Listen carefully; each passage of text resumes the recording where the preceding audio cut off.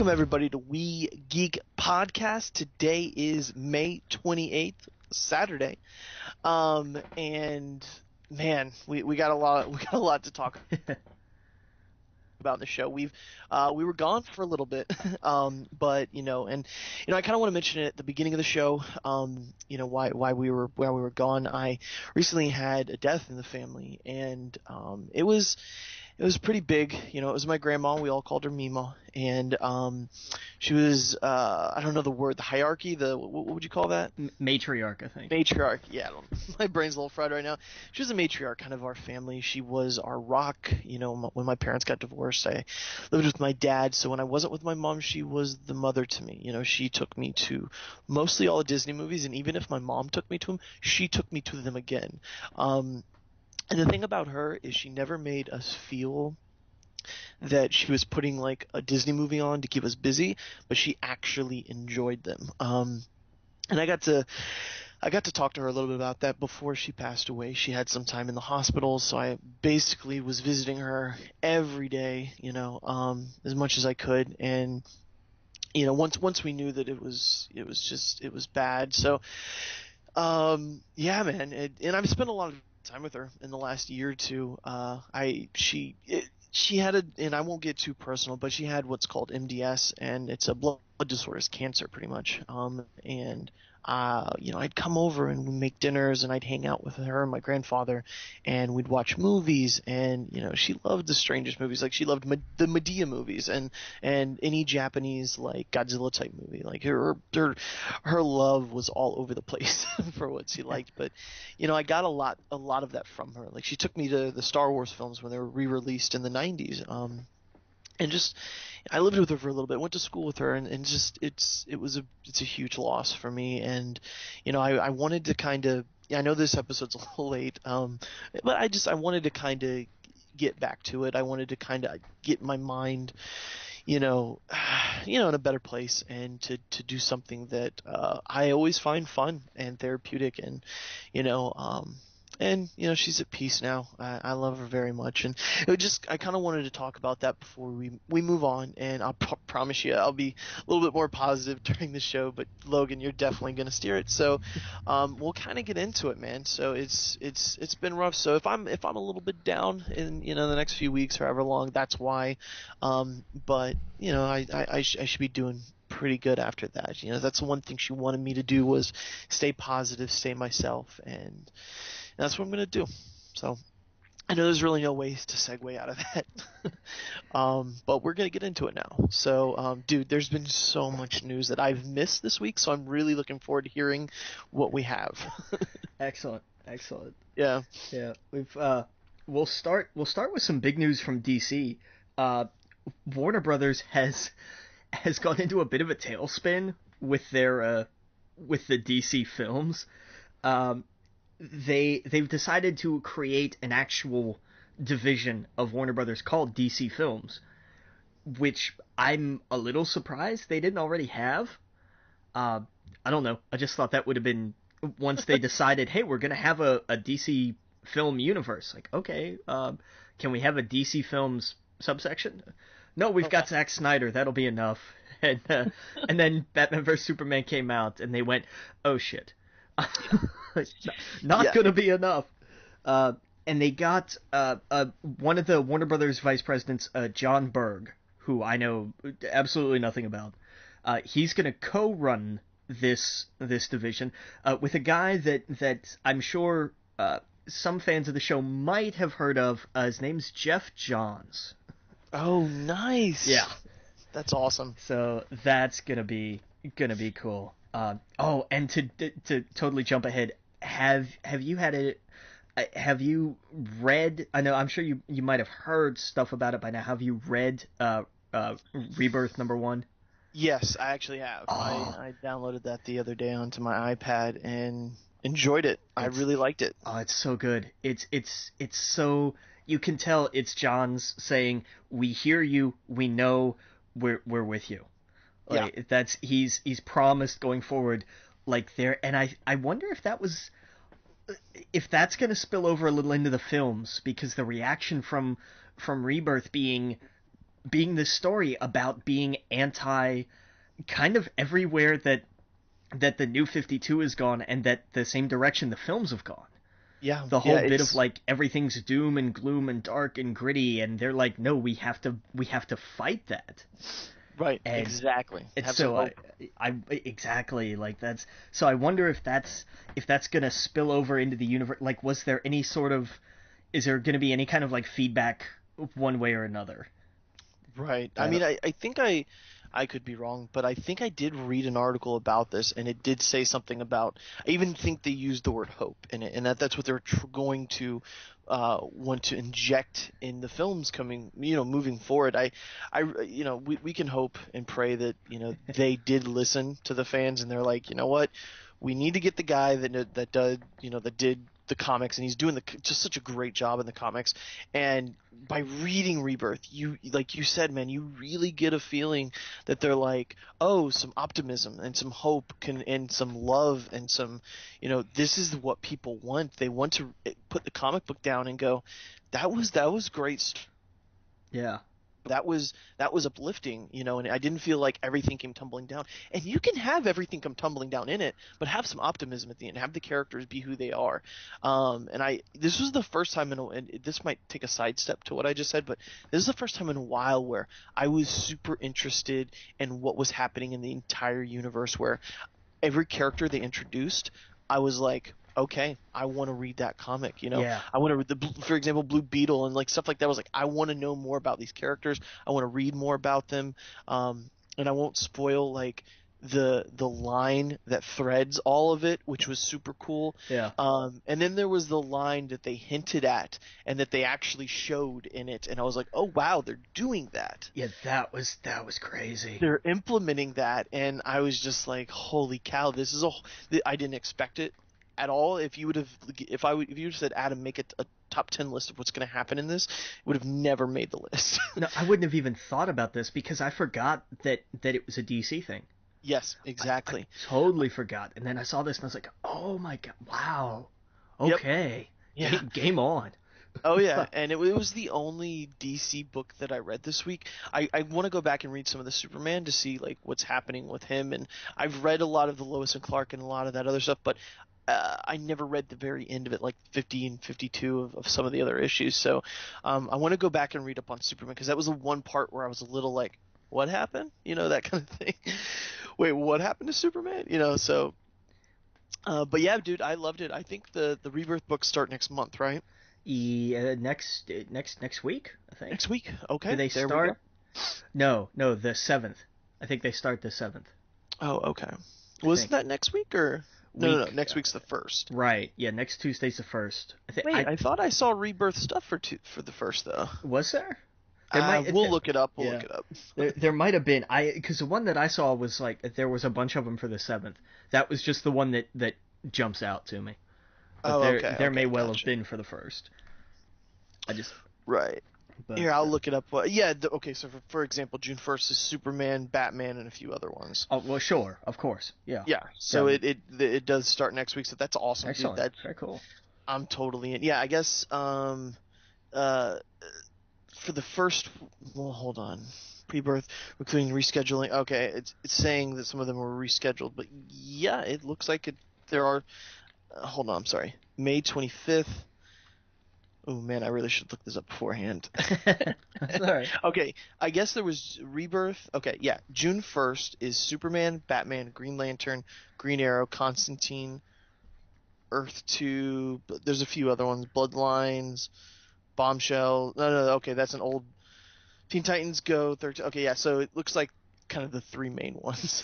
Pretty much. And Constantine, that's one I want to dive back into, because it's not Constantine, it's Hellblazer again, right?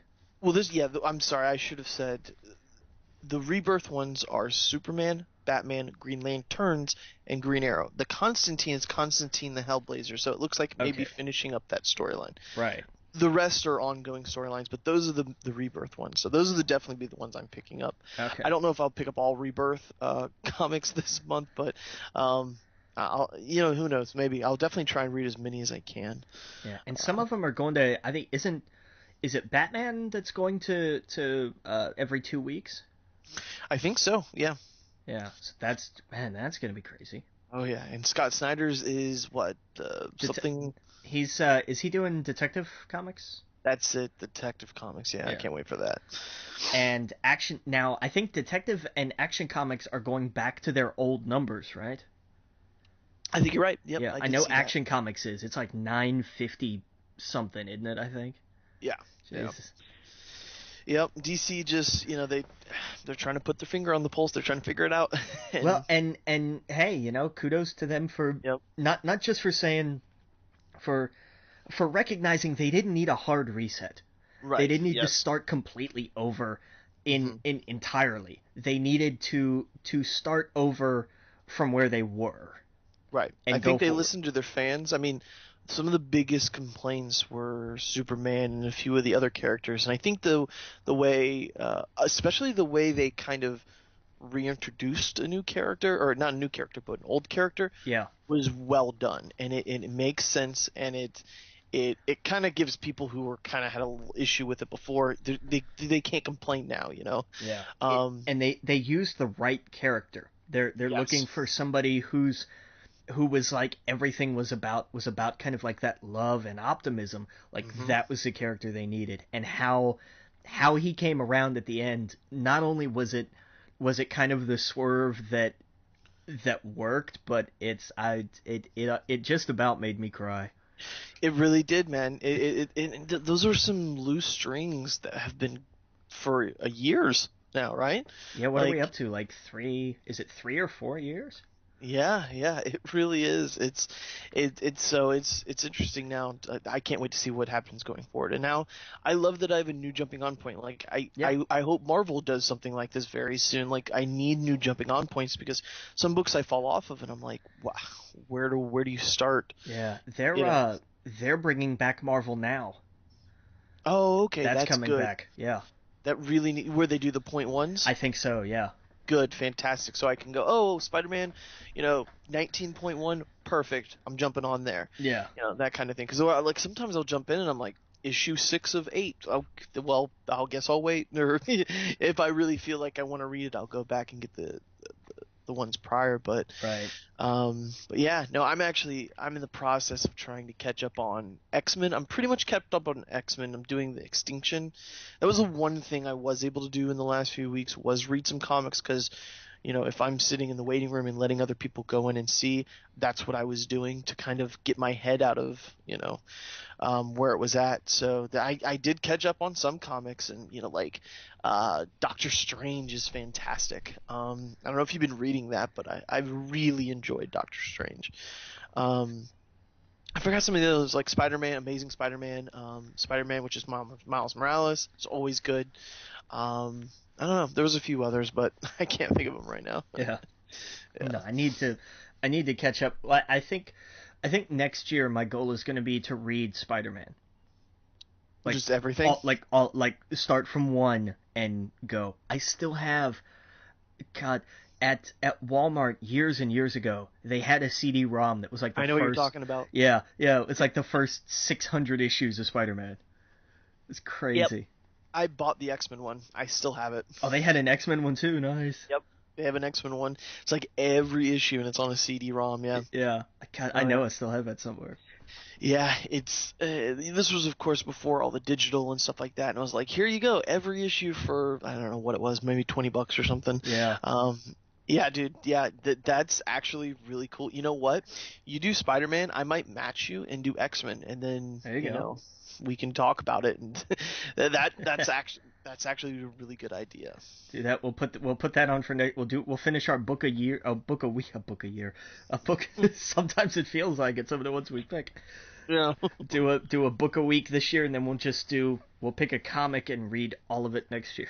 Yeah, seriously. See how long that I would takes. love that. Because you love Spider-Man, I love X-Men. I think it'd be great. Yeah, I started to do that a few years ago, but some of the early issues, Oh yeah. man, it's just, I mean, I get it, it's the '60s, but they're hard to read especially because we're so used to the style now and everything, Yeah. and back then it was just a whole different. The media was so different. The writing was so different. It's oh man, and for every do a shot for every G whiz, Yes. Oh yeah, Oh. I can't. The X-Men's gonna be interesting, interesting to say the least. Especially like when you get to the 90s. Oh my god. Oh yeah, the Phoenix sagas and Yeah. just the timey-wimey stuff and the Alpha Flight and all these different weird characters. It's gonna be Yeah. interesting. Oh Yeah. man. But to get back on track here, we were talking about DC films. Did you see that they're doing a Harley Quinn spinoff? I did, yes, Yeah. yes. And it's not so much a Harley Quinn spinoff as it is sort of like a Harley Quinn Birds of Prey female centric spinoff. So who did they say who's going to be in it? They didn't. Margot Robbie's the only one we know so far. That'd be cool if they did like Catwoman and Poison Ivy and like a few other people or something in it. Yeah. Or just like, isn't there a comic out like called the Harley Quinns or Harley Quinn and the something or another? It's her. It's like her and her little gang of minions kind of deal. Oh, okay. I wonder if it's something like that, or if it's yeah. like actually like Poison Ivy or Catwoman or something. No, they have Ivy's in her own thing. I think the closest thing to a team up like that has always been Birds of Prey. Oh no, I'm sorry, I meant like for the movie. Well, I mean, would she do a Birds of Prey? She wouldn't fit in like a Birds of Prey type thing, right? Wouldn't it be like villains that she would be teaming up with? I mean, I don't know. There've been some interesting members of the Birds of Prey. Oh, okay. See, they've had like it was never just like, hey, it's Batgirl and like a couple others. Like they've had some interesting rosters. Right. Yeah, I guess I didn't know. I always thought it was Black Canary, Huntress, and Batgirl, right? Yeah, I mean that's kind of been the primary lineup, but you've had some interesting additions over the years. Okay. So and I mean they were talking like just like in that kind of style of a team. Right. So we don't know who or what or anything, but that would be interesting. I would definitely be on board for that. Oh yeah, absolutely. Did you see to kind of switch gears to Marvel now? They finalized Downey's deal to appear in Spider-Man: Homecoming. Okay. So they looked at how much money they had, and they were able to bring Keaton back to the table. Oh, nice. For the Vulture. So they've got a better deal. They're saying they're optimistic about this. We don't have anything confirmed, but he did come back to talk about this. So we may have Birdman after all. Oh wow, that's awesome. So that will be interesting. Oh yeah, no, yeah, we talked about how much that sucked that he wasn't going to be in it. So yeah, I really hope he is. That would be perfect. We need him as the Vulture. Right. Yeah, that would be absolutely perfect. I think I did see that also. Chris Evans has verbally said, "I want to be in the film." Hey, sure. Wait, did I say his name wrong? No, you're right, Chris Evans. Chris Evans. Okay, sorry about that. My brain's a little fried. Yeah, no, that would be. I heard. We've heard rumors that both Cap and Iron Man would be in it, so it would make sense. That would be really cool. And I think they were both in the storyline or two in the comics, so with the same name, that would be awesome. Put as many Marvel characters as you can in there because Spider-Man works so well with them. And especially given the rapport that they had in Civil War. Yes, like exactly. that kind of sets up like, oh hey, these guys could actually get along. Yep. Oh yeah. Especially him and Tony Stark, that was perfect. And then even the little time he got with Cap, it was like that whole New York thing. It was just that was great. Yeah, Queens. Oh, Brooklyn. I saw a meme where it was like not even Cap or Spider-Man could meet each other for 5 minutes without letting each other know they were from New York. Right. I thought that was great. I thought that was fantastic. Yeah. Oh. Wow. Can't wait for it. in some other Marvel casting news, it gets funny in a minute. We finally have a cast list for Thor Ragnarok. Okay. We've had some rumors and some names kicked around and everything. Cate Blanchett will play Hela, so that'll be interesting. Queen of the Norse underworld. Nice. So that'll be fun. I'm gonna skip the next one and come back to it. Tessa Thompson is gonna be Valkyrie. Awesome. That's very cool. I applaud Good that choice. casting. Carl Urban is playing a character called Scourge, which I imagine is evil, but this is not one I'm familiar with. No, me either. And this one requires a little backstory. How familiar are you with the Grandmaster? I'm not. Okay. Was it Clash or Contest of Champions back in the 80s? It was, and there's I think there's also I don't know if the mobile game now is based on the same premise or not, but the Grandmaster was one of those, like, oh hey, here's a being from an ancient civilization that's been around since the dawn of time, blah blah blah kind of thing. Right. Omniscient, omnipotent, whole deal. Whose sole purpose is like, hey, they take heroes and move them around like chess pieces, hence the Grandmaster. Now, imagine that kind of ancient, crafty, probably fairly eccentric character, played by Jeff Goldblum. It's perfect. It's absolutely perfect. That is awesome. I love it. I saw that and I was like, wow, how did they keep that from leaking? Yeah. That's what I want to know. Didn't he talk about it before, though? Didn't he say, like, I'm in talks for a Marvel film? Man, if he did, I missed it. Or, no, I'm sorry, it was someone else that joked about it. It was a female, now that I think about it. Okay. Was it No, it was shoot, we covered this a few weeks ago. Right. Oh. I can't remember. It was someone really, like, big. Yeah. I They gotta pull that blurted up. It's gonna out. drive me nuts. Was it Sharon Stone? It might have been Sharon. Yeah, I think it was Sharon Stone. Yes, it was. Yep. Who was like, oh yeah, I have a small part. Yeah. Oh God, Jeff Goldblum, that's awesome. Like, what a get! That movie, Thor. I've never really was that excited about Thor. I've always thought they were good, but they weren't great. Yeah. And it looks like they're putting all of their eggs in a basket with this one. It makes sense now why some of the other characters are not going to be in it, like Natalie Portman and whatnot. Well, I mean, largely because it's not going to have anything to do with Earth. Right. What I meant was, like, now there's room for other characters, and Right. paychecks, pretty much. Yeah, fair point. Yeah. Fair point. But yeah, and Ruffalo, they talked to him about it, and how did he describe it? A cosmic superhero buddy road movie. That's awesome. I'm in. That's it. Sold. Done. Sign me up. Yep. Yeah, that's great. Oh man. They also, sticking with Marvel for a minute, Elizabeth Wood, who had a movie at whatever the film festival is that's running right now, because I can't keep track of them. It's called White Girl, and I know nothing about it except that it's getting really high praise. There's talk that might have put her in the running to be the director for Captain Marvel. Oh, okay. So that might be interesting. White Girl, I think that's code for cocaine. Right. I have no idea if that's what that movie's all about. Yeah. I heard that song one time. Sundance. It's at Sundance. That was it. Ah, okay. I forget. Sundance, Con.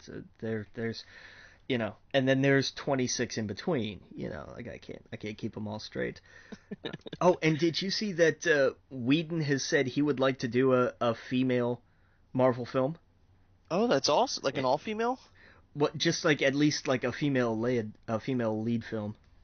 Oh, yeah. Well, wow. He could do Captain Marvel. He could. I was thinking either She-Hulk. Well, there's a possibility. I had two thoughts. One, Black Widow, Yeah. just because of the established rapport there, or if we're looking for, hey, here's a guy who's made his bones, with the whole, teenage female lead thing, Hmm. Ms. Marvel. Oh, that would be perfect. That gives him a little time away from Marvel and Disney and all of this. He can go do Totally. his whatever, and then he can come back and say, okay, now I'm, there's that little time, so that everybody can kind of refresh and everything, and then he can jump in with that. That's perfect because, I mean, I'll be honest, I don't want a Black Widow movie just because I think we've gotten enough of her in all of the movies. I would feel, I don't know, like what. I mean, it would be interesting, but I would rather a new character to get a full movie about. Is that weird? I don't know if that's weird. It's the same argument to be made for not getting another Hulk movie. Yeah, Essentially. exactly. I don't want another Hulk movie. It'd be cool if we got like a Planet Hulk, I guess, but I'd rather him be in an ensemble cast, just like her. I think she plays well off of someone else. Yeah. I'd rather get Captain Marvel, a Miss Marvel, a She-Hulk. Imagine like a rated R She-Hulk movie, like or something crazy. I don't know. There's a lot of, and the thing is a lot of the female Marvel has a ton of female characters. A lot of them are X-Men that I find super interesting, if that True. makes sense. Miss Marvel is one of the newer ones that I really like. But a lot of them are X-Men that I've liked over the years. So, it's going to be hard for them to like, I don't know, like Jean Grey and Rogue and like a lot of these characters that I've enjoyed over the years. That's why when I think like what good female-led Marvel film could they do? We've already named them, I think. Yeah. I can't really think of any more that Josh Whedon. I'm sure there's a dozen, but yes, God, yes, Miss Marvel, that would be perfect. That just kind of jumped out to me as like that's right in his wheelhouse. Oh yeah, totally. But I had something else. There was another thought that I had rattling around up there. And it's such a new character that he could have some leeway with, Oh, totally. and tell a different story that people just don't know. Yeah. No. But Yeah. that would. I was just thinking, like, in the is there gonna be a joke? Is there gonna be some sort of side reference in the Black Panther movie to a queen?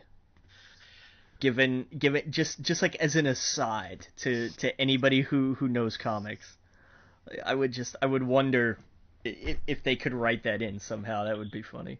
Wait, what do you mean? Because I mean, I know he was married to Storm, but they're not married anymore. Well, but I mean that's what I mean. Like just that as like just like a little aside in there somewhere. Oh, okay, that would be interesting. Yeah. See, I think he's too young as a Black Panther to already have had a queen or anything like that. Or just like as a joke in the future, have Right, you right. my lord, have you ever thought of what kind of queen you would need, or somebody who would make a fitting queen, something like that. They'd make a reference to like she'd have to be a storm or something. Exactly, Like something just kind of like that. right, Like yeah. that. I don't know. That would be funny. Oh no, totally. I totally agree. I mean, they've hinted at other franchises in other franchises, like Deadpool. Like they're on a helicarrier, but they don't actually say it. God, I love that. I love that inclusion because as that thing was falling over, I was like, wait a minute, wow, how did they get away with that? Right. They just never mentioned it. It's the same way they got away with Hydra Bob. Yep. Yeah, exactly. They didn't say it was Hydra Bob. It was just Bob. Yep. Oh, That may be, that's one of those things that it doesn't really mean a lot to anybody, except those of us that know. Like, right. why? Because otherwise, it's like, oh, hey, it's a callback to earlier in the film when he talked about they invaded Tallahassee or wherever. Right. And it's like, oh, that's funny, haha. But for everybody who's like, he's a Hydra agent. Like, how? Wow, how did they fly that in under the radar? Like, that's the most amazing thing that's the most amazing cross promotion that nobody will ever acknowledge. Right, exactly. I think I honestly think it is that olive branch because the director of that has talked over and over about wanting to, bridge the gap with Marvel, and so have the Russo brothers have said over and over again how they want Wolverine, they want the Deadpool, they want that stuff. So it's like a lot of the directors are saying, let's reach over the aisle. It's gonna Yeah. it's gonna be up to the studios if they can play along, just like Sony and Marvel did. So we'll see. I mean, A bit, it's going to be a big test this weekend. We'll see how Apocalypse does. oh yeah, that's true. That's true. Apocalypse. When does Warcraft come out? Is it next month? The next week? 10th. 10th. Okay, I'm really excited for And that. have you seen the reviews? No, are they bad? They're not good. Oh, I haven't read them. I'll give you this. Like, I haven't reid them, but the general tone has just kind of been. Well, see, I mean, I wonder if this is people. See, it's really hard because there's no good video game movie. There's maybe one or two. I think Mortal Kombat's probably my favorite, but outside of that, if it's Wreck-It Ralph.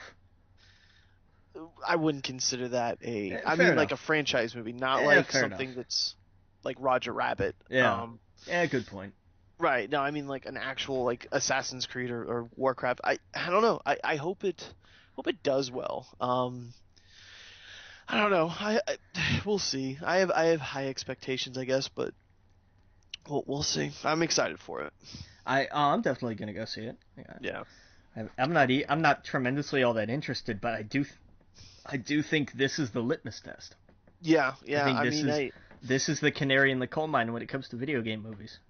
Right. You know, I'm not expecting it to do like what Spider-Man did to comic book movies, but I want it to be more like X-Men. You know, like okay, well that was interesting. Maybe the next one will be better. That's a great analogy. I like that. Yeah, because I never liked the X-Men movie, but I thought, hey, that was okay, and that was a movie, and it was the characters changed a little bit, or because when I see the trailers, the only problem I have is the CGI. The Warcraft lore and story might not be for critics. I understand. Like, I hope it's not like Batman vs Superman, where you're like, what the fuck is going on, and why are these people talking? And I don't want me being the only one in the audience, or like some super wow nerd, to be like, oh my god, I know everything, and everyone else being like, what the fuck is going on? I don't want that. I hope it's not like that. And maybe it is. Maybe that's why I haven't read any of the critics' things they've said about it. But hopefully they're like it's mediocre. I hope that's what the critics are saying, because I'll be okay with that. That means they'll get another one. They'll get another shot at it. And honestly, Warcraft doesn't get good until Thrall and the Civil War and all that. Like when it comes to, because World of Warcraft takes place a generation after this movie. This movie is like Warcraft 1. Yeah. So it's not even to the exciting part that like the World of Warcraft, where like you have the Burning Legion and all this other stuff. Like it gets super interesting in a movie or two from now. So I kind of didn't like that they started right here and now, but I guess you have to understand where Thrall came from. The king, because it's all these characters in this movie. They're like old. They're not even. They're nowhere near. They're important. I shouldn't say they're not important, but they're. I don't know. I kind of wish they started 2 movies from now, if that makes sense. Right. It's kind of like I wish they would have started Ninja Turtles with the one they're doing now, with Bebop and Rocksteady and Krang and all. Right when it gets super interesting. Even though the last one wasn't that bad, but imagine if they came out and said, hey, we're doing a Ninja Turtles film. It's going to have Bebop, Rocksteady, Krang, Shredder. It's going to have the bus with the van, the turtle van. Oh, right, the turtle van. One of the sewer things flying out of it. People would have been way more pumped if that was the one they did right out the gate. Yeah.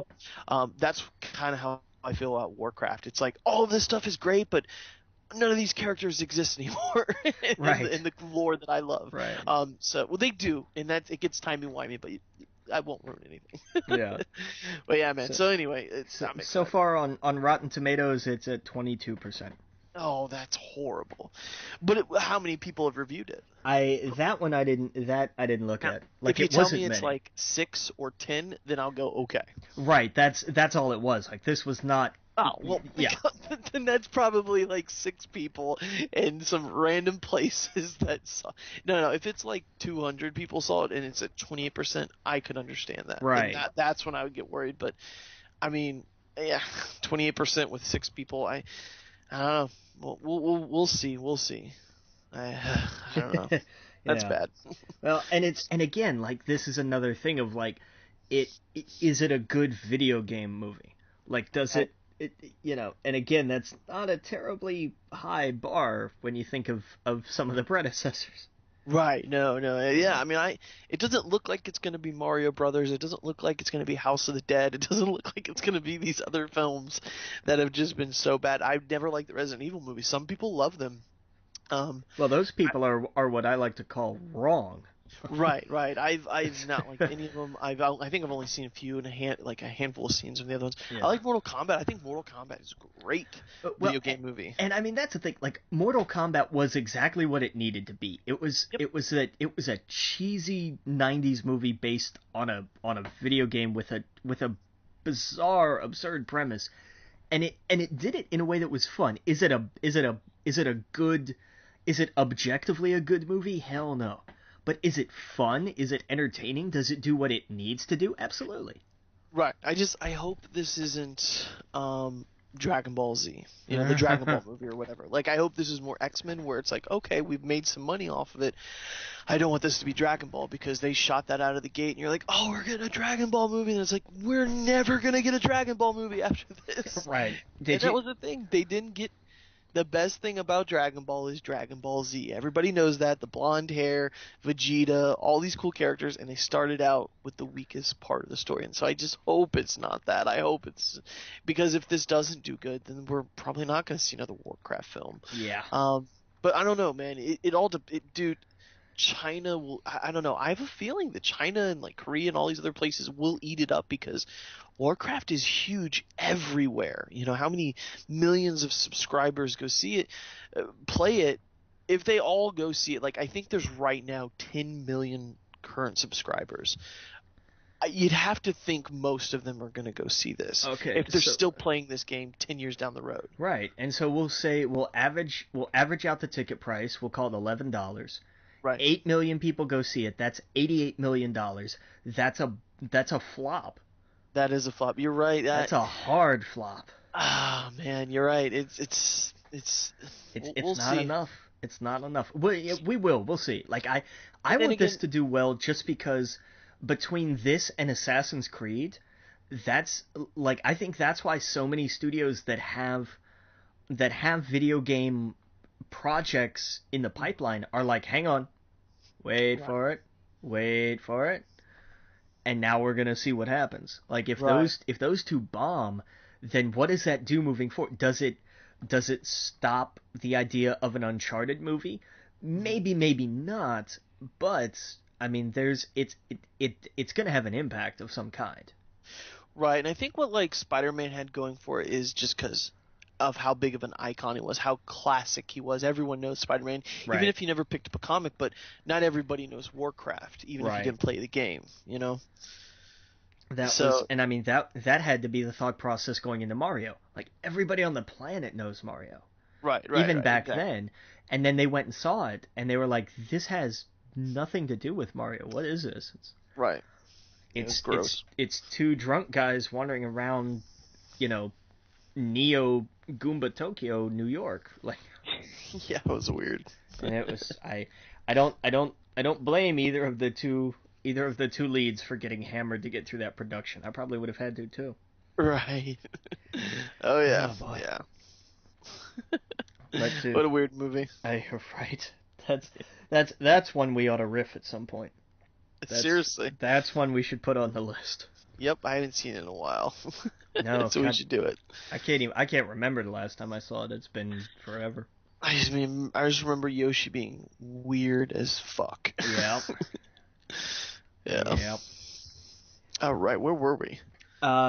Marvel casting news. Okay. Just to make sure we didn't get too far. Speaking of Black Panther movie, did you see that Lupita Nyong'o and Michael B. Jordan have joined the cast? Yes, I did. And that's great. Awesome. I love that Yeah. news. That's fantastic. Oh yeah, absolutely. I have no idea who they'll play. They're saying that Michael might be in a villain role, and that would be. I wonder if interesting. he's like someone that threatens the throne, or like like in Game of Right. Thrones, where they're like, I challenge you, challenge the throne. That's what I'm looking for. Yeah. Because I think that's happened in some Black Panther. Because I never really actually read some of the Black Panther comics. That's probably, yeah, that's got to be one that I just haven't really tapped into. But I've seen that happen in comics. I just can't think of which ones they were. I forget. But whether someone will come and challenge the throne and be like, I should be the Black Panther, Yeah. kind of thing. Yeah. So that'll be interesting. I love seeing him getting so much more work. Oh yeah. They're like, he was awesome in Creed. Yeah, but he did that other.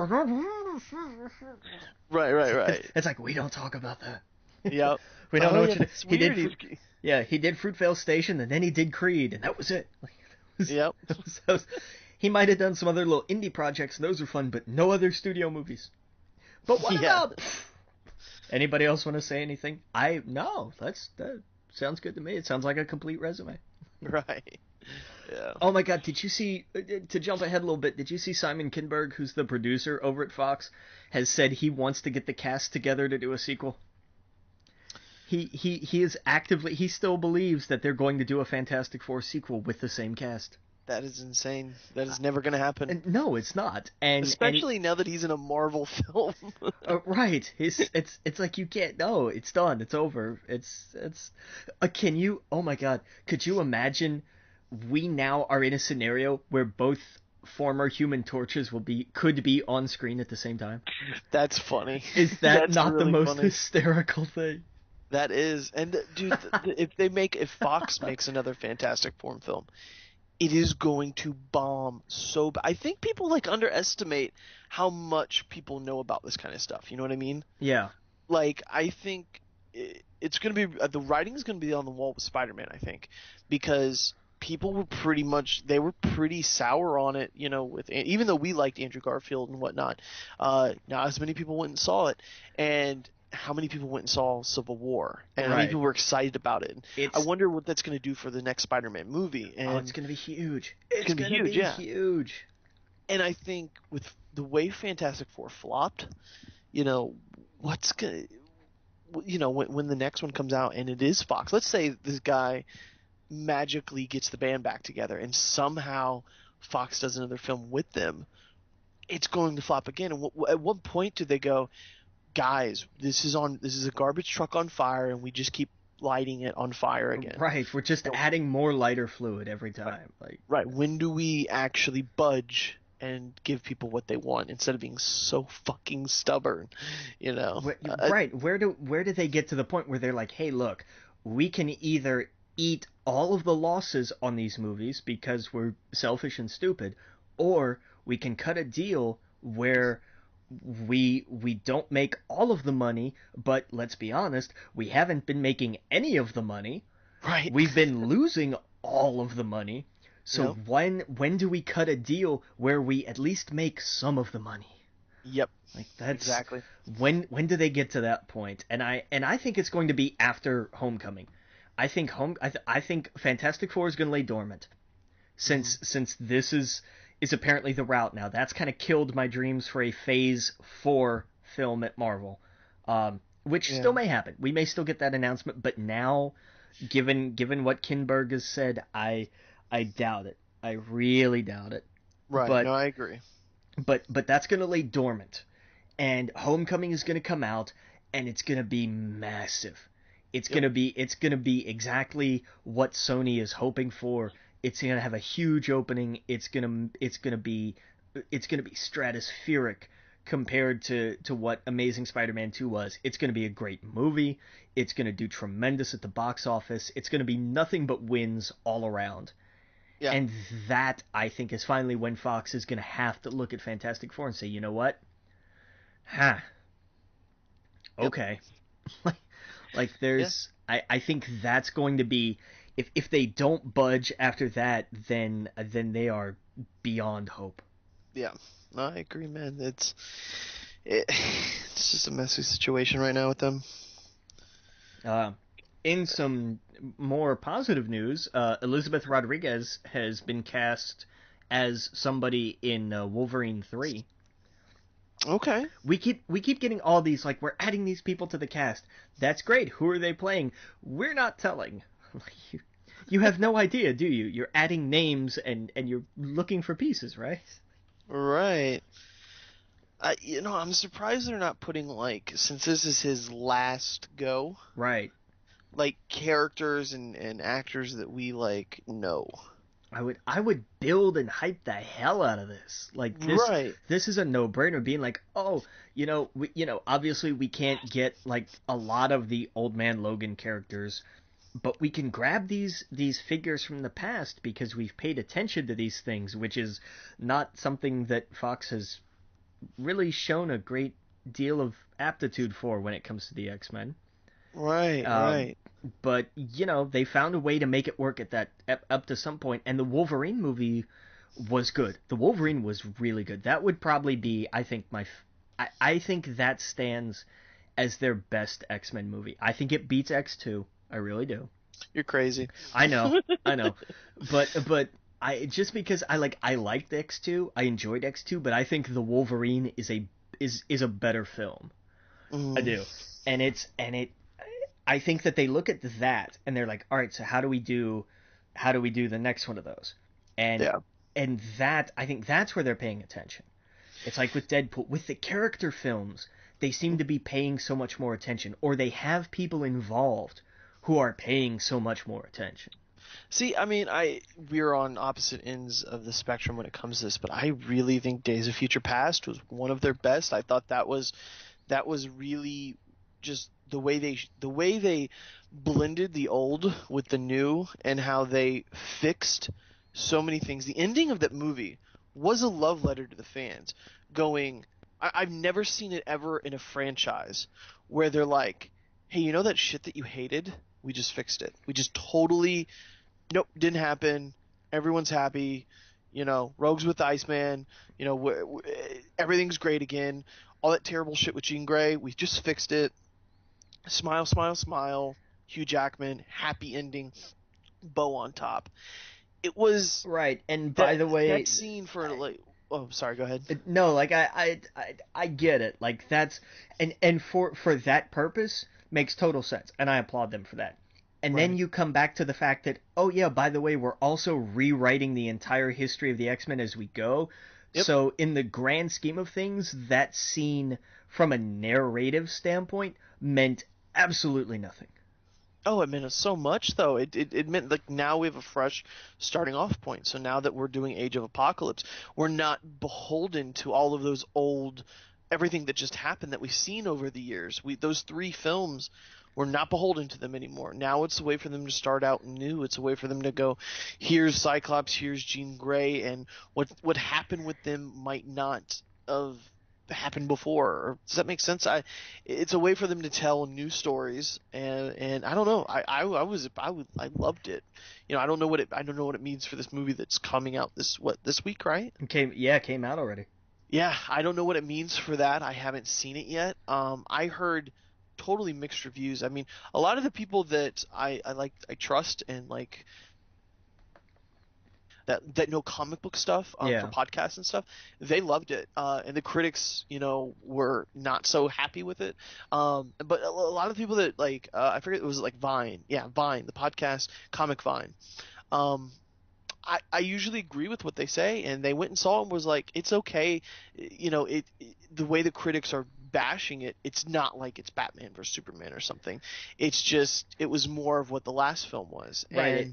and that's okay. Yeah, Yeah. it sounded like that's kind of where I wind up on these. Like they don't I I've never been they'll never be as bad as Origins and The Last Stand. They'll never be that bad. Right. But they've just never been my cup of tea. And Right. that's where I've always come down where I was like, I mean it didn't suck, but I'll be honest. None of these X-Men films have ever felt like true X-Men films to me, except for maybe X2. That was the one where it finally seemed like we were getting a team. I don't know, and maybe Days of Future Past a little bit, but it never felt like an X-Men movie. I never get the same feeling when I'm reading an X-Men comic that I did when I see those films, and I get the complete opposite feeling when I watch any of the Avengers movies. yeah. And the last Cat movie, that actually felt like a comic book. And it does seem like they tried to fix that with Apocalypse, so far as what the promotional material has been, where it's like, oh, this is about the X-Men, because even Days of Future Past wasn't really about the X-Men, it was about Magneto and Xavier and Wolverine. Right. Like that's what that movie was about. This one seems like it's actually about the X-Men. Right. And I'll give them that. It took them long enough to get there. Yeah, I'll see it. This might be something I do sometime this week to kind of clear my head. Because as crazy as it sounds, like I gotta do something else. Besides be sad about kind of what happened in my personal life. I want to go. I still want to go. I want to go see these films. I want to go do something else to escape for a little bit. And I think that's what I see. I had no idea it came out. I think I saw something on TV or something, but it was just kind of been a blur. So I might actually go see that this week because like I said, we're kind of on the opposite ends of the spectrum. I want to go see it. I want to see if it's as bad as some of the critics say, or if it's okay. Some of them say. Yeah. But I just hope there's some surprises, I guess. Apparently, the end credit scene is really fascinating. Oh, okay. Like cool. I've actually heard like that it. I know nothing about it except everybody's like, holy crap! Like this. Like it. Just that they're talking about it. Like, wow, this is actually interesting. Oh wow. Okay. So that's. Yeah, I'm down. That's I'm totally down. Yep, I'll be doing that this week because, I gotta do something. Yeah. But we got. Did you see they released some images, or we saw some images of Idris Elba from The Dark Tower? Yep. Yeah. And it's exactly what I imagined. Exactly. Yeah. He nailed it. Like that's the look. Yep. It's great when a studio takes characters that exist already and they're like, this is what he should look like. Yeah, so what a concept. Make him look how you imagine they looked out from the book or the comic or whatnot. Right. Yeah. Can't wait for that movie. Yeah, it's gonna be, especially now that we've started reading this series. Like now I'm really interested. Oh yeah, for sure. Did you get a chance to see the second Ghostbusters trailer they put out? Oh, I did. Yes. What'd you think of it? Well, let me ask what you thought. I thought it was much better than the first one. I agree. I agree wholeheartedly. I'm still not crazy about parts of it because I think there were some things they kind of doubled down on for like everything they did that was so much better. They kind of threw like they are really pushing as many stereotypes with Patty as they can get. Like like it's hard to watch. Just because it's not, and I think me being white has nothing to do with it. Just because it's painful. It really is to see like, oh my god, they're doing this character exactly the way that they really shouldn't do this character. And didn't they say so? Didn't it seemed like she was like. She fell on the ground and she was like, is it because I'm black or is it because I'm a woman? And it was just so cringeworthy. Yeah, it's like, oh my god, that's... Oh, it's like, okay, we see what you're trying to do. But you're doing it the completely wrong way. Yeah, exactly. And it's stuff like that where I'm just like, how did this happen? Like this is Paul Feig and all of these people that he's had just a stellar track record with. How did this happen? Like, yeah, seriously, it's weird. I got some laughs out of it. I mean, I liked the end where the big ghost was like it was like a pterodactyl looking thing, and it was like on top, or it was maybe like a gargoyle, I forget, but it was like on her shoulders. And they're like, whatever you do, don't move. And she's like, that's it, I'm gonna go home. And she's like walking home, and she's like, no one make any sudden moves. And they're taking selfies, and she's like, really? Yeah, I was like, that was great. I thought that was great, and I got a few more laughs. I wish they would have like started with this trailer. I think they kind of blew. They told you way too much story, especially what's going to happen with Kevin. Yeah. Yeah, I was like, oh, okay, I see where they're going now. I see what's gonna actually, now I know what's gonna happen at the end of the film. And it was just, it was, I don't know, um, I did see, did you know who Angry Video Game Nerd is? Yes, I do. I avoid him like the plague. You don't like him? I cannot stand him. Really? I can't. I really can't. Go on. I just like the couple of videos that I watched, I was like, wow, this is everything I don't want to see. Like, I get it's kind of played for satire, I understand, but Well, he was YouTube before YouTube existed. I mean, the yeah, guy I think started 2004. yeah, he's been around forever.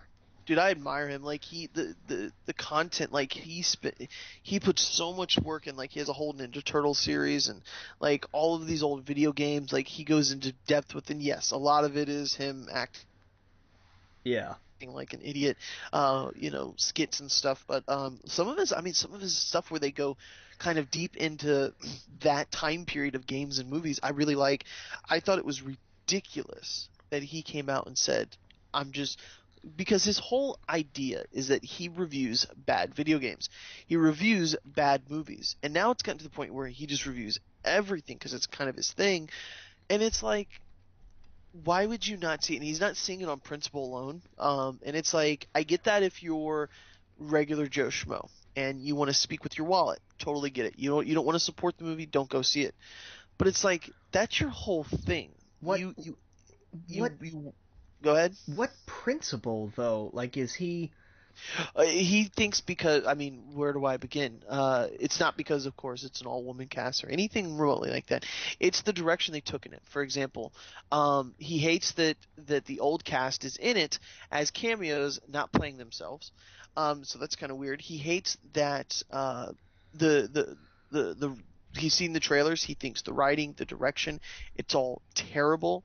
He doesn't like it from top to bottom. He loves the talent in it, but everything else to him feels like a cash grab gimmick that looks just like garbage, and he just, I guess, flat out refuses to watch it. He has a whole video on it, so I mean, don't take what I'm saying, go watch it. Right.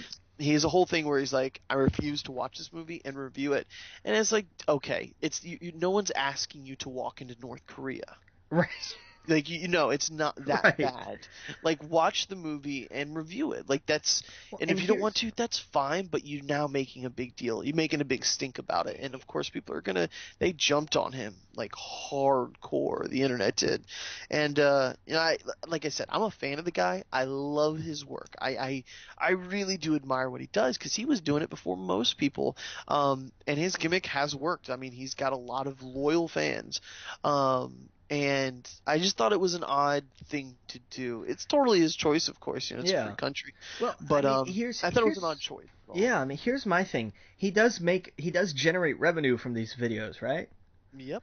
So if you wanted to say, man, screw you guys for what you did to this movie, why not make money on a video saying screw you guys for what you did to this movie in great detail?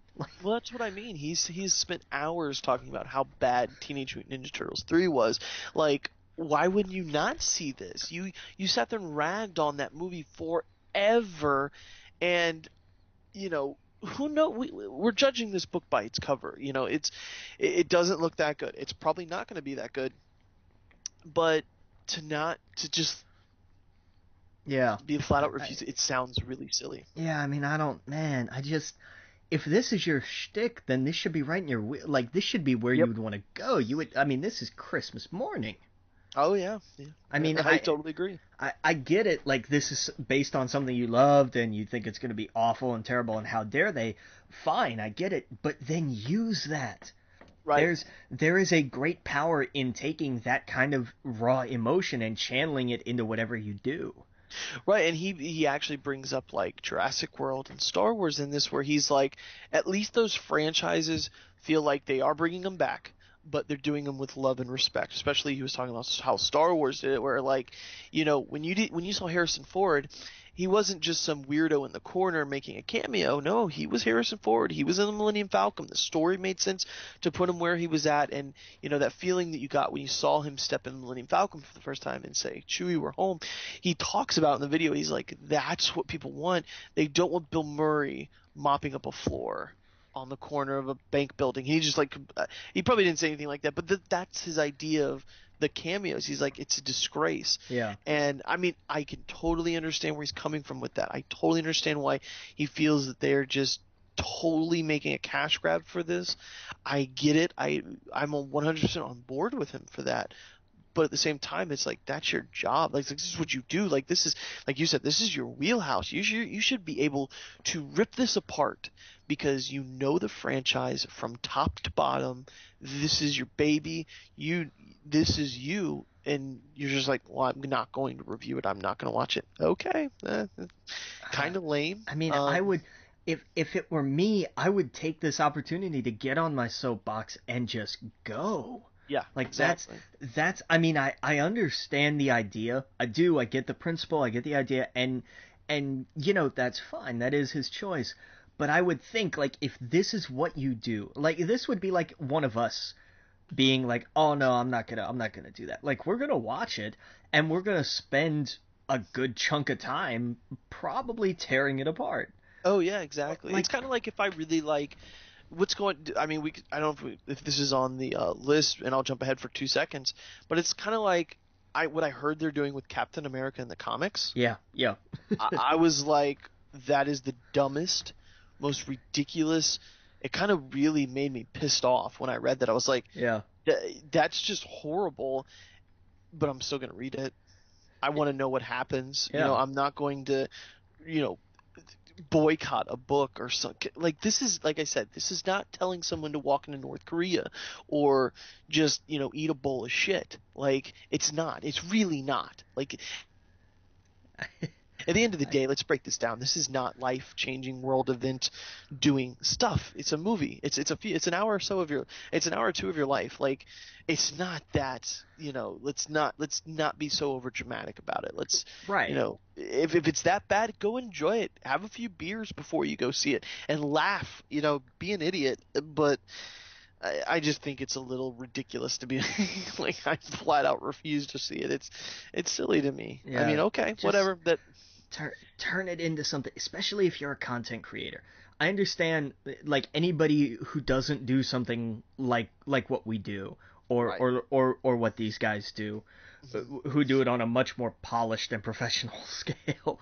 Right. Like, the average person is just gonna be like, that looks stupid, I just really don't want to go see it. Fine. Right. Totally. Absolutely. But if part of what you do is say, look, we need to see these or play these or whatever, and then talk about these, then you do it. You may not like it, but that's part of what you do. It's part of what you do. Like, yeah. I can't explain it I can't go any further with it than that, because I kind of hit a wall if I have to break it down anymore. I don't. I mean, I do. On the one hand, I do get it. It's something he doesn't want to see. It looks awful. Looks terrible. I agree. Right. And he doesn't want it associated with Ghostbusters. Fine, I understand that. But when this is what you do, you kind of forfeit that choice. That's why I like that Jeremy John's guy on YouTube. Like, he's probably one of the most popular reviewers on YouTube because he's so down to earth. He totally gets it. And he'll go and see the bad movies. Like, what was that last one that came out about, like, the gods of Egypt or whatever? Like, it was it. Yeah, and he talks about it. He's like, hey, I went to go see it so you don't have to. And here's the rundown. And at the end of the video, like, I forget how he, like, says, like, he grades the movie. They're all ridiculous names. But one of them is, like, make sure you're drinking a beer while watching this. And other ones are like, just flat out don't see it. And like, he'll say stuff like that, but he sees it so you don't have to. That's kind of what I always thought the angry video game nerd was. Is like, yeah, of course he reviews old retro games, but at the same time he also does a lot of new stuff in movies. And him and another guy will sit down and talk about something. Red Letter Media is another fine example of people who just ripped apart Star Wars. That's how they became as famous as they are. They just destroyed Episode 1. And that's their gimmick. They'll come out of a movie and they usually are pretty negative about things. Like some of the stuff they said about Civil War, I completely flat out I was like, that is the dumbest, like, That bad, huh? you didn't like this thing, this thing, this thing. What happened? That bad, huh? Yeah, like they kind of ripped it apart. Well, they didn't rip it apart. I'm sorry, but they were just like they thought that the Captain America 2 was a much stronger film. I disagreed there. They were just like some of these scenes felt played off. I don't know the exact verbiage, but I was just like, no, I don't agree at all with you with that. But they still saw it. They didn't. I don't know. I just think it's ridiculous. Yeah. All right, what else we got? We have a title for the next Transformers film. Okay. Transformers: The Last Knight. Knight. Oh, okay. That of course, referring to Optimus Prime as the last knight of Cybertron, I imagine, or some such nonsense. Probably. My favorite thing so far about the Transformers films is that at the end of Age of Extinction, he suddenly discovered he can fly. Like, it's been 4 movies, and now he's at the end of the 4th one. He's like, "Fine, I'm taking off into space. Bye." Right. Like, what? You're right. I never even thought about that. Yeah. Well, it was like how he was a bullet-riddled rust bucket at the beginning of Ford, and he's like, "Oh, hang on, let me scan this truck. Okay, I'm all better now." Right. Exactly. I mean, it right. was insane. Yep. But pointing out logic flaws in a Transformers movie is I can't find anything else as obvious to compare it to. Right. Yeah. Exactly. Anyway, did you see that Gareth Edwards has left Godzilla 2? No. Yeah. It stinks. I don't know if it was a pacing thing or I don't know if it was creative. Like, I didn't see a reason or anything. But he is not going to be directing. Oh, wow. I don't know. Okay. That's weird. It is weird. It's very weird. Pacific Rim 2, because we haven't... We'll start this drinking game again. How many weeks can we have Pacific Rim 2 news? Right. We haven't talked about this one in a while. It picked up a new writer. Okay. Derek Connolly recently did work on a little film called Jurassic World. Oh, okay. So that's good. That will be interesting. Somebody who has experience dealing with, like, how do I describe this very large creature? Like, right, exactly. So I'll take that. Yeah. I love Jurassic World, so it's good. Yeah. Did you know? I don't know if we talked about this. Did you know there is no commentary track for that? Yep, we did. Yeah. Like, that would be a fun project to do. Not even like a riff track commentary, just a straight up commentary track. It would be. But yeah, no, I totally agree. We'll pencil that in the idea box. Warner Brothers Japan is doing a live action Full Metal Alchemist film. Oh, word. A lot of anime fans would love that. Right. Probably in the same vein as they did, I don't know who did them, but there have been some live action Death Note films that I could think of. Oh, okay. That's like, okay, like it's not, this isn't an unheard of idea, it's just that usually they don't make it across the pond. Gotcha. Well, across the pond's the Atlantic, but you know what I mean. They don't get here from Japan. Right. This was some interesting news. Halloween 10, because yes, there's going to be one. Yeah. Is going to they talked a little bit about it's going to pick up more where the traditional films were. Okay. They're going to kind of ignore the zombie films. They're like, that was fun. Right. Like, we did that, and now we're not going to do that again. Right. And they picked up a new producer. Guy by the name of John Carpenter. Oh, wow. He is cool. Returning to the franchise. Not going to be directing, but he is going to be producing and possibly scoring it as well. Oh, that'd be interesting. Like he did originally. That's something that I... There's a great... what was his name? Christopher Drake? I think, who's a God, I forget if he's a composer. I think he's a composer. Oh, okay. He's been involved with a lot of the Batman animated films. Yeah, he's a composer. Okay. He did an episode of Fat Man on Batman way on back in the day, and talked about the music of John Carpenter. He's done a lot of scores, and I didn't know that until that point. Oh, okay. Yeah, I didn't know that either. Yeah. But I always thought that was kind of interesting, and something that a lot of people probably have forgotten. Like, oh yeah, he actually does the music for a handful of films too. Word? Yeah, no, I'm interested. God, it's been a while since I've seen any Halloween movie. Yeah. Yeah. It's been a while since they made one. Oh. Right. I will never forget my buddy Daniel and I were watching. We went and saw the second of Zombies Halloween films in theaters, and there's that scene where Michael's carrying, I think it was Laurie, away from the car, and it's just like one of those shots where they start out walking and it's like it's really far, and then like he kind of fades out from there and fades in a little closer. It's one of those shots, and it went on for like 20 seconds, and he leans over and he went, "Dude, wouldn't it be amazing if that car blew up?" And we had a good laugh because it was the most ridiculous thing we'd ever heard. And then towards the end of that scene, as Michael's getting closer to the camera, the car blows up. That's awesome. Yeah, I've never seen it before. It was just, oh my god, and of course we laughed, so like it upset the like 4 other people that were in the theater. Because we just laughed so hard because it was ridiculous, it was insane.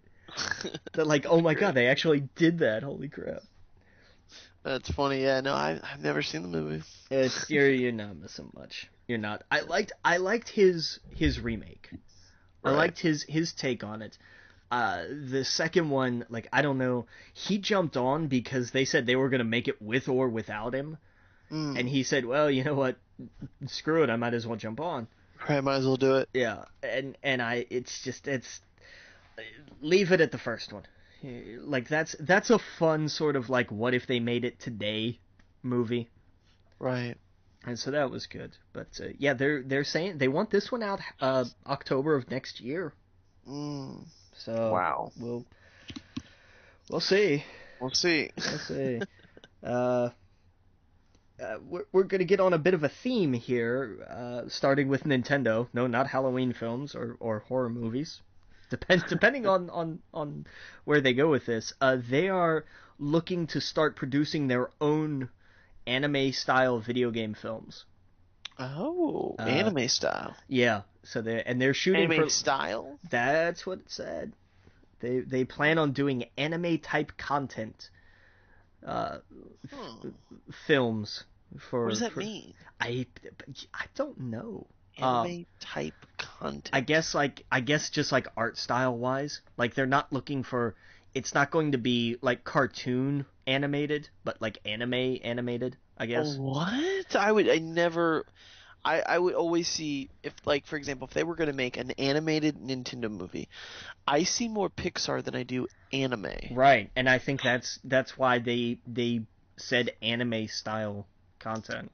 That's odd. It is odd. Yeah. But they're saying their first title will probably be out in the next like 2 or 3 years. What do you think it is? What's your money on? I don't care. It's gotta be Mario or Zelda or Metroid, maybe. I'm thinking Metroid. Like, I think you could definitely go there with that. Like, that would be an interesting. Like, you could do a Metroid anime. That would totally be cool. Work. I would be absolutely down with that. Yeah. You could do a Legend of Zelda anime too. Totally. That would work. A Mario anime, not so much. Well, that'd be weird. You definitely want him to look like Mario, not like anime Mario. Yeah. Yeah. I don't know. Missile Command and Centipede are going to be feature-length films. Okay. Yeah, Atari announced a deal with EFO Films. They're making Missile Command and Centipede.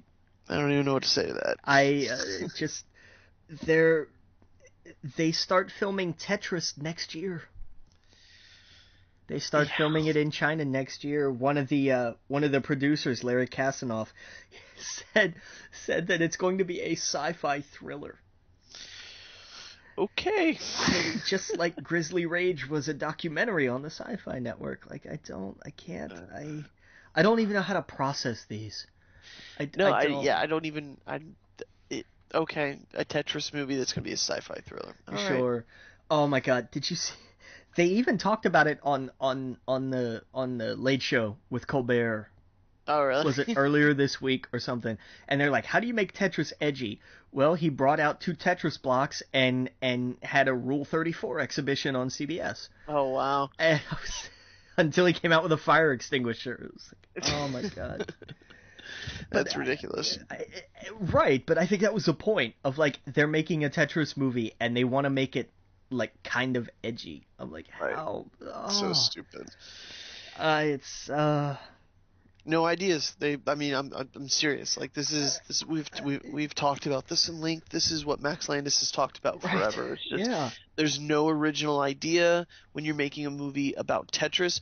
Imagine how many amazing scripts are sitting in a drawer somewhere. How many on the blacklist have not been made?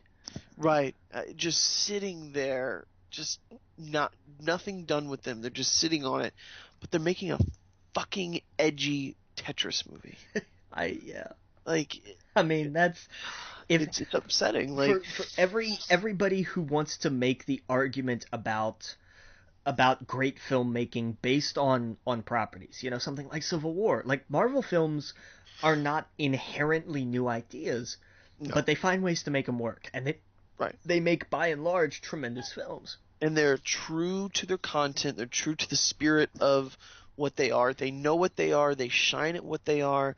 They do a lot of audience fan service. Right. And they're not ashamed of what they are. Captain America looks like Captain America. Falcon looks like Falcon. Like they're not ashamed of their characters. They're not ashamed of their stories. They embrace it. They make them fun. Why the fuck are we doing a Tetris movie? Exactly. Like that's, and I mean, every once in a while you get a novel idea, something like Ex Machina, which was like you'll never hear me say this, but Pixels is a better idea of a movie than anything they could do with a Tetris. Yeah. You know what I mean? Like if someone was like, "Oh, aliens are coming and they're gonna drop blocks," and you have whatever the fuck Pixels is about that I got from the trailer, that makes more sense than them going, "We're gonna do an edgy sci-fi thriller Tetris movie." It's like, okay, just keep going. Who's your audience for that shit? Right. You have jumped the Sharknado at this point. It probably have good music, but that's about it. Yeah, he'll have a catchy song, but I mean, other than that, you've completely lost me. What could they possibly do besides doing aliens dropping blocks? I don't know. It's always going to be aliens. Battlefront Battleship. Battlefield, Battleship, yeah, Battleship, Pixels. It's always an alien. So it's a guarantee. Mark this down. Tetris is going to be about aliens. Tetris. I can just imagine on our page somebody's going to put the guy up there. Aliens. Yep. I can see it now. Tetris movie. Aliens. Yep. That's exactly what it is. I guarantee you that it's not going to be about anything else. It's going to have aliens and Tetris blocks. I wish I had any sort of counter to that, but I don't. I cannot think of any other way. No. I got nothing. Oh, they're gonna drop blocks or something stupid. Yeah. All right, what else we got here? Insidious Chapter 4 is going to release October 20th of next year. Jesus, I saw a movie. What time was it? Was it 2011 or 12? Maybe it was sooner than that. When did the Insidious come out? I think 12. I think that sounds 12. right. Yeah, I remember watching it. That was the only one I saw, and it had like a little boy's, was it like a red face or something? Yeah, you had Demon Darth Maul. That's what it was. That was the only thing worth noting about that film, I thought. It was okay, but when I was like, okay, I'm done with this now. And then they're like, Chapter 2. I'm like, I don't want a Chapter 2. And then they're like, Chapter 3. I'm like, please stop. Now that I'm thinking about it, didn't it have the same guy from The Conjuring? Did it? Why do I think, when I think of that red face, I think of him popping up behind the Conjuring guy? Like, the doctor guy. It may be, I don't know. It may have been the same dude. I'm thinking, I'll look it up while we keep moving forward. Yeah, do that, because now I'm thinking that too. Insidious. What is it? Red face guy. Yeah. What was it? Yeah, but like you're thinking of the father in that movie, right? This is where he creeps out at him. Right. Yeah. Let's see here. It looks just like him. It may well be. What's the guy's name? Dermont Murley. Sure. Hold on. Yeah, it's the same actor. I mean, it looks just like him. Okay. Let's see here. Let me do. I guess it's called Lipstick Demon. Okay. Sure. Yeah, but it's pretty much Darth Maul. It's like Darth Maul's meth head cousin. Right. Basically, it's. Oh, 2010. It was okay. Yeah, I knew it was around that time. Wow, was it that old? Holy crap. Yeah. Okay. Wow. Really He stopped really making likes these scary movies. franchises. Yeah. Let's see, Patrick Wilson. Insidious. Oh wait, maybe. Yeah, The Conjuring, Insidious, and Watchmen. Yeah, same dude. Yep. Yeah, he was Owlman, wasn't he? Yep, he sure was. Yeah. Trainspotting 2 comes out in January. Okay. So there's that for people who like that. January 27th of next year. All right. Yeah, it's just kind of like, okay, yeah, that's right. That's a thing. I forgot about that. Yep. Yeah, I don't know. I can't really add anything to that. Right. There's a movie that's been going around that's called The Irishman, and it's Scorsese and De Niro, who haven't worked together in like 40 years or something. Wow. It's been forever. And Pacino. Now the interesting thing is, I don't think the three of them have all worked together, have they? I know Pacino and De Niro have. There was Heat, and then There was a few. I don't remember if all three of them have. No, you're right. Together. I don't think they have either. Because I know they've all worked with each other. Just throw Leonardo DiCaprio in it, and right. There you go. But this has kind of been kicked around for a while. Like, this has been an idea forever. It's a 70s gangster movie. Go figure with right. this trio. But it's been one of those projects that it was at. I don't remember what studio it was at. Paramount maybe, or something. And it was just one of those things where it's like, well, it's just kind of sitting here. And then they did a panel for Taxi Driver. And they were like, oh yeah, and we talked about this movie too. And that kind of rejuvenated interest in it. And so now it's got its funding, and now it's moving forward. Oh, okay. And that's going to start production in January. So oh, wow. That's something to look forward to for sure. Hell yeah.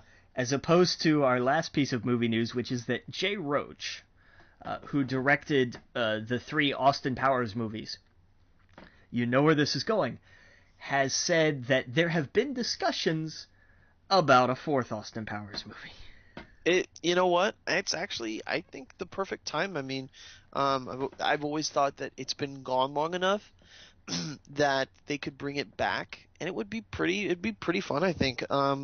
It's been gone for so long, and of course Michael Myers was doing Shrek forever. I think it's a perfect time to bring something like that back. I can't tell you how much I laughed at the Austin Powers movies. Like, thinking back, it was huge, dude. Mini-Me and, Dr. Evil and just all the crazy characters and this, like, quotes. Like, I can't tell you, maybe it was just because I was super immature, but I don't know if it was high school or what, but I remember just quoting the shit out of it. Probably the second one the most. Coming back with this kid in class, I would just quote the whole constantly, because I thought it was the funniest thing ever. And I don't know, to me it kind of was like, this was back when like AOL was popular. Like, it's been a long time. Right. You think about it. I think that's why they shouldn't make another one. Not because it's been a long time, but because they worked in that era. Well, that's what I mean. Of course, we'll see.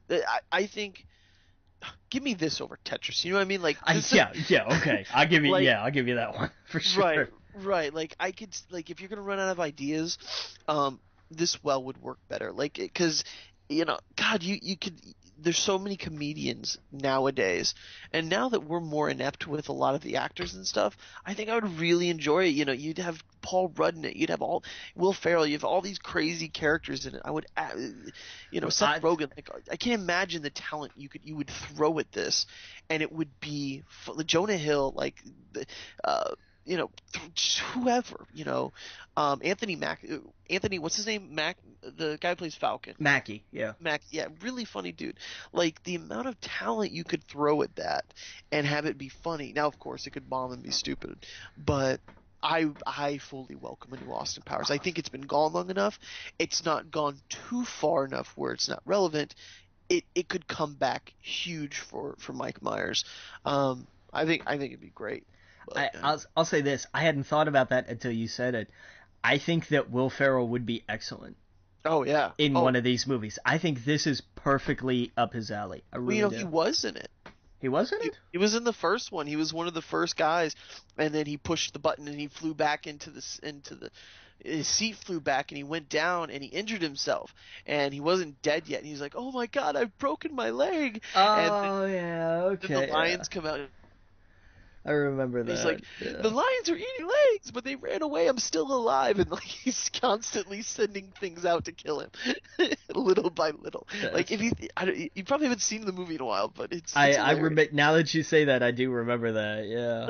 like the little things in the second one where they're like, while you were away, we decided to invest in a little company called Starbucks, and like just stupid little things that make me laugh. Yeah. Dumb little things, and Seth Green was Scotty or whatever. Like it's just the son that just never got the love that he should, and then he got Mini Me, and he hated Mini Me. I don't know, just oh man, that movie's just hysterical to me. Every part of it is super funny, and Austin Powers honestly is the least funny thing about it. It was all the other side characters and all the stupid situations that he got in that I always found funny. Yeah. He wasn't as funny as everything else around him. Like I thought Dr. Evil was 10 times funnier. But yeah, I don't know. It's just it was great. But yeah. Yeah. So at the 90-minute mark, I think we're done with movie news. Jeez. Oh man. But I do want to talk TV because we got upfronts this week. Like we got our announcements of what shows we're gonna have, what shows we're not gonna have. We got all that finalized this week. Okay. And the biggest news is two parts. The first part is that Supergirl will get a second season, and it will be on the CW. Right, and I did see that when I was watching The Flash. I saw the commercials for Supergirl and like all the other hero shows, and I was like, yes, should have been there from the beginning. Yes, it should have. Which is why Mark Pedowitz, who was the network president, then came out and said, oh, and by the way, in December we're doing a 4-part crossover event with all of our DC comic shows. So that's awesome. Now, here's the big Arrow, question. Flash, CW, and Arrow, Flash, Legends, and Supergirl. So. Awesome. Yes, absolutely. They should do at least one big one every year. Super smart. DC is killing it in TV wise. They are doing some. Marvel's doing great on Netflix. Agents of S.H.I.E.L.D. I still need to catch up on, but say what you want about DC movies. Their shows are fun. They're hopeful. They're great. I heard the Arrow got bad reviews this season finale, but I haven't seen that yet. I loved the Flash season finale. And I liked Supergirl for what it was. It didn't feel right where it was at. So I think this would be a much better fit. I think that are interacting with a lot of the other characters that we've seen. Because this is the big question. Are they going to somehow move her to the CW universe, or is she still going to be like Earth whatever? I think given what happened with the Flash, it opens a lot of doors. I didn't even think about that. Think about without, because I don't want to really talk about it until we get to the end and we Yeah. can talk spoilers. But given what happened and what we know from the comics happens because of that, I think that opens a lot of doors. That's very smart writing. That's very smart planning on their part. Yeah. That's great. Good. I didn't even think about that. I think you nailed it. I think you nailed it. I can't talk. You nailed the nail on the head. Hey, thank you. Yep. And CW also canceled Containment, which don't care. I don't know what that is. Dude, you know what show? I've been hanging out with my grandfather, of course. Love him to death. We were watching a TV show. It was all about trivia on ABC. I've never seen it before until just now. It's all like something Trivia 500. Oh, is it like 500 questions or something? 500 questions. Really liked it. I don't know. I thought it was really cool. Like, really interesting. It's such a simple idea, but I loved that. You get some crazy genius, and they battle against other crazy geniuses, and the questions are, everywhere from science to the Bible to pop culture. And like this one girl, she was doing so good. All the science questions she was just nailing, and then one of the topics was the Bible, and like she just didn't know it. And I was like, oh wow, like you don't really think about that, like you're a genius in all these other aspects. One part you don't, you didn't grow up religious, you wouldn't know it. And then this other guy, same kind of thing, super science stuff, didn't understand pop culture. And so the person going against him saw that and used that against him and challenged him with the pop culture stuff. And he's like, I don't know, John Travolta did what? Like he just didn't know any of that stuff. Yeah. Yeah. Anyway, so yeah, sorry. I thought it was great. Yeah, interesting. Yeah, I don't. Have you ever seen it? No, I've heard. I had seen an ad for it or just like an announcement for it or something, but I hadn't actually watched it. Yeah, I mean it was 2 hours the other night. But I think it's on after Wheel of Fortune now. Like on like 8 to 9 on ABC. Interesting. That'd be the time to do it. Yep. Sure. You have the Jeopardy wheel and then that, and I think it's great. Yeah. All right, so what else we got? ABC disappointed everybody this week, or last week, or whatever the hell this was. They canceled The Muppets, they canceled Agent Carter, and they canceled Castle. Wow. And that was partly because Stanicatic wasn't coming back. Right. That was when they announced that. That was kind of my first thought. Was like, well, the show's over.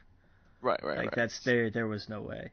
And they also, for the second time, have passed on an Agents of S.H.I.E.L.D. spinoff with Mockingbird and what's his name? Right. I know what you're talking about. Yeah, because they were like, we're gonna do a spinoff, and then they were like, no. And then this season came around, and they're like, oh yeah, we're gonna do a spinoff, and we're gonna shoot a pilot. And now ABC's like, yeah, nah, again. Mm-hmm. Like, yeah. Wow. Jeez. Wow, that's okay. Wow. The thing I'll say about Castle was never really a fan of the show. I hope this means that Nathan gets to do some other things. Yeah, fair enough. Yeah, because I was never a fan of that, and I was like, I'd rather see him do something that I'm a fan of. More geek type stuff, more like science fiction, more like I don't know, like we all know that he's going to be in Guardians of the Galaxy. Like I hope this means bigger things. I want to see a Booster Gold movie or TV show or something. I don't know, something weird with him. And so I don't know. I know I'm selfish for saying that. I'm sure there's a lot of Castle fans out there. Put him in Legends of Tomorrow. What's up? Put him in Legends of Tomorrow. Can we talk about that? I haven't seen it. Oh my god, are you kidding me? I will work on that, and then when you see me later this week, you can beat me up for it. Like it has a possibly bigger spoiler / ending / changing of what's going to happen. What they just introduced to the CW's DC universe is quite possibly some of the biggest things. It's just as big as what they did with Flash, I think. If not, it's actually way bigger for old fans. That's all I'll say. Okay. it just opened up a whole new pocket to me, and I'm just like, oh, I did not see this show going in this direction. I saw them Okay. adding like Swamp Thing or something stupid. Nope, it goes a completely different direction, and I fucking love it. Okay. It basically opened it up. So yeah, definitely watch it. I didn't think yeah, I mean, I don't think the ending was too spectacular. We knew moving going into this was going to be a rotating cast, that the Right. next season was going to lose a lot of the characters, and they do. The ones they lose, I'm like, no. But the ones they keep, I don't know. I don't know how they're going to move into the next one, but you'll see. Some people might not be obvious who they are, but once you Google them and what all that means, you'll see. You'll see what I'm talking about. Yeah. Okay. See, now I'm That's like, all I'll say. I was always like, okay, I gotta watch this at some point, and now it's like, all right, fine, now I have to watch this. Yes, yeah. I mean, I would think it's right up your alley because it's very Doctor Who. It's, at times you're like, okay, what are we doing? But it's most of the time it's Yeah. like, this is just fun. This is just them going to the 60s and dressing up as nurses and shit, or like this is them going to whatever time frame and being weird, Yeah. It's just, I don't know. I really thought it was really cool. So watch, like, what if I watch like the first 2 episodes, I think, and I was like, okay, yeah, I like this. This is fun. Like it understand, like in the beginning, like it was still trying to find its balance of like, how do we have fun with this while taking it seriously? But you could see they kind of knew where they were going. So I'm glad to hear that they figured that out. Oh yeah, and they this has a flash ending type thing. Like what happens? It just you'll see. I don't want to ruin it. It's just it opens, and you probably will, because you don't really know DC that well, right? I know.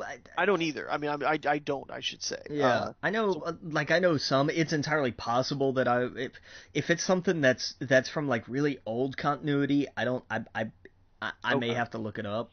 Yeah, once you do, you'll see like, oh shit, like that's okay, that's the direction they're going. That's really cool. Yeah. But yeah, dude, it totally did a just turn that I didn't expect. And I should have, because it's very timey-wimey. It's very all over the place. That's the coolest thing about that show, is they can go to the past, they can go to the future, they can go to multiple universes, they can do anything. They got that time machine, and he's very much the Doctor, Yeah. They mentioned that, they say that he's like Doctor, and he's like, who? Like, it's just so on the nose. And like the guy chasing them is, they call him Boba Fett. Like throughout the entire show, they call him Boba Fett, and it's like, wait a second, this is a DC property, right? Right. Yeah, it's really cool. It's a good show though. Nice. Yeah. We saw CSI Cyber got canceled over at CBS. Bow Wow's was it Bow Wow that's in that? Is it Little Bow Wow in that? I don't know. I think he is. I think Little Bow Wow's in that. I remember seeing him and I was like, well, that's weird. Yeah. Well, I mean, they got LL Cool J on NCIS Los Angeles, so why not? True. Bow Wow was in Fast and Furious, so okay. Yeah. So, but that's what's interesting about that. It means that this is the first time, I think, this millennium that there is not a CSI program on. There's not a CSI. No, like they're all they're still, like they still have them in syndication and everything. But there's not like a CSI like Louisiana, CSI New York. No. Really? No. There's nothing? Cyber was the last one. Oh wow. Yeah, because they canceled New York, and then they canceled Miami, and then they did the thing with the original CSI where instead of like a last season, they did like the 2-hour TV movie for a finale, and then they did CSI Cyber, and that got 2 seasons, which ain't nothing. No. That's crazy. But so yeah, like for the first time, because I don't remember when CSI started, but it had to have been 2000. Right, that's crazy. Well, so I mean, there hasn't been a Star Trek forever. Yeah. We're still waiting for that. And CBS is going to wonder why nobody watches it on their streaming service that nobody wants to pay for. Yep. Yeah, no matter how cool or whatever interesting the trailers look. Look at me. I loved Community. once they put it on Yahoo, I haven't seen a single episode because how the fuck do you see it? Right. If I go to yahoo.com, like, there's no app. Like, what? This is just stupid at this point, and I'll never see it probably. Yeah. And it's a shame because I really enjoyed that show. There was a lot of people that did, but how the fuck do I watch that? Do I go to Yahoo like Entertainment? I don't get it. It's just so stupid. It's dumb. Put it on Netflix. Like, grow up. Right. Sorry, that sounds weird, but seriously, like, get with the fucking program. Give them some money and make a lot of money so people actually watch your show. Exactly. It's Netflix or Hulu. Sorry, that's it. You go to fucking PlayStation or like with Powerless, you go to weird shit like Yahoo. No one's gonna watch your shit. Like, it's too. You're. I don't know. Sorry, I'm going a tangent, but Yeah, you're all right. You're all right. yeah. But what's next?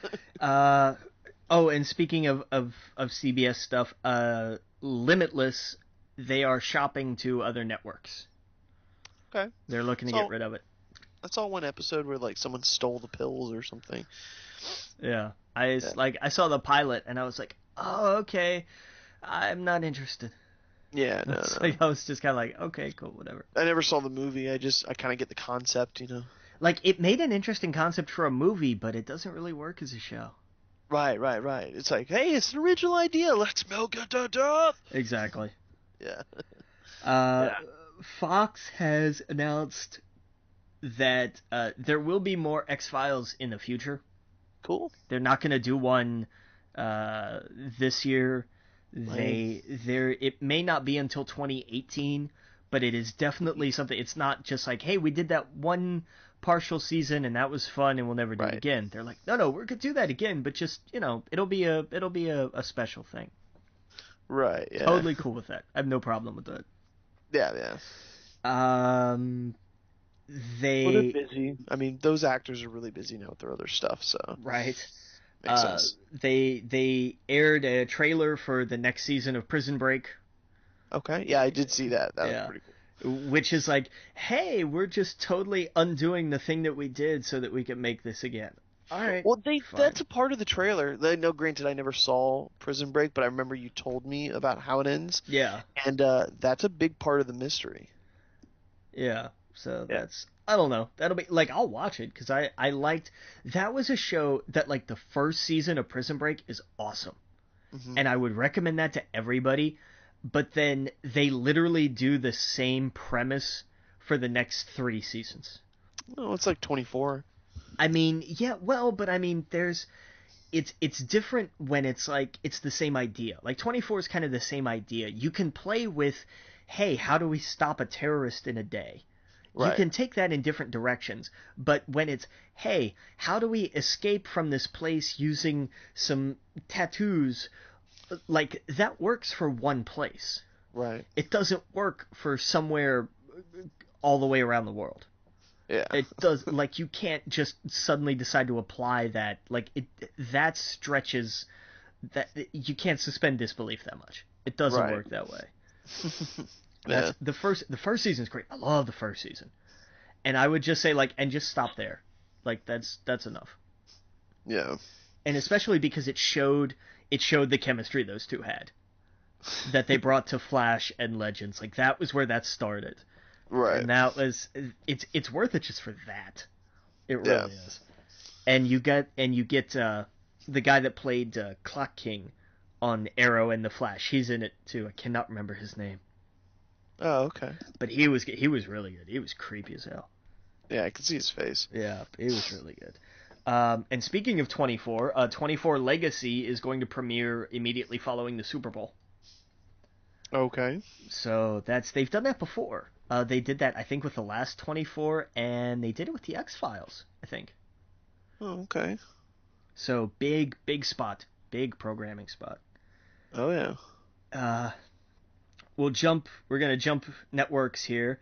AMC. We'll start with the good news, and then we'll get to the disappointing news. Robert Kirkman and David Alpert are producing a 6-part documentary series about comic books for AMC, tentatively titled Heroes and Villains. But that's interesting. I'll absolutely tune in for that. Wait, say that again. What was it called? Heroes and Villains. Oh, okay, And gotcha. that's Sorry you went and out there for a second. yeah, sorry. And that's kind of a No, you're good. working title. Like that's not, so far as we know, that's not finalized. Dude, I'm in. I love seeing how the sausage is made. Yeah, totally. Yep. Um, the disappointing news is not just that there is going to be a Preacher after show, because of course there is. It's the fact that they called it exactly what you think they called it. Well, why is it disappointing? Because it's Talking Preacher. I love it. I love that stuff with Chris Hardwick. I love the show, but change the title for God's sake. No, that's the brand. I like it. Well, but I mean, I get it. Talking Dead was cute because it was a play on Walking Dead, and Right. then, but I mean, like it's not even Fear the Talking Dead. I don't think it's. No, but I mean they did this for, Talking Bad, and I know. it's their brand. It makes sense, you know what I mean? Like that makes sense as a brand for them to call it Talking whatever the show is. I know, but just Talking Preacher. That makes sense. You know what the show's about. They're talking about Preacher. I still have to see it. Have you seen it? I haven't seen it. No. I have it recorded. Oh God, that's right. That was last week, wasn't it?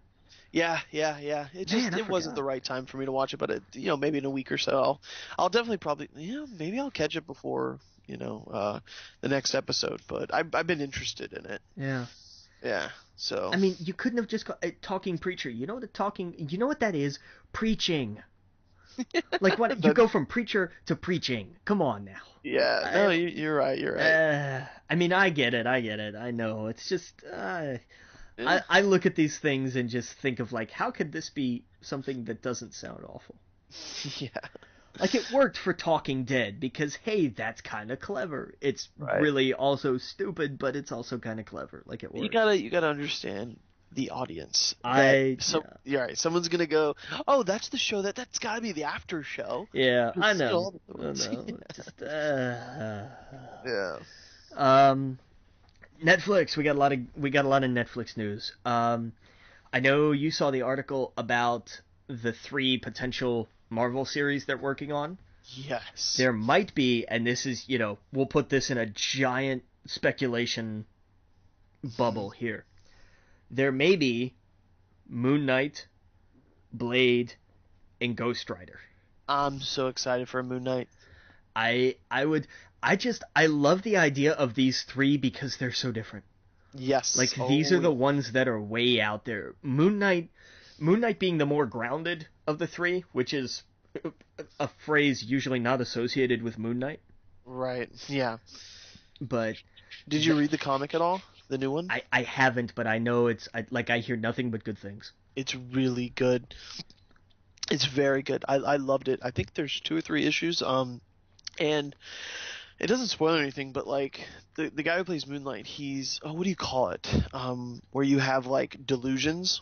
Okay. Or you can't tell if it's real or not. So, I never read the Brian Michael Bendis one, but just to give you an idea what the plot was he thought he was Wolverine, he thought he was maybe Captain America, and he thought he was someone else. He legitimately thought he was those heroes. So in those scenes, as the reader, you see him as those characters, and that's how he was. And even though everyone else around him is like, who the what? You're not Logan. But he was to himself. That's not what this is, but it goes along that fine line of, is he crazy? Is he really this Moon Knight, god thingy from Egypt or whatever? Or is he actually just a psychopath that believes that, and that's why he's locked up and all this other stuff?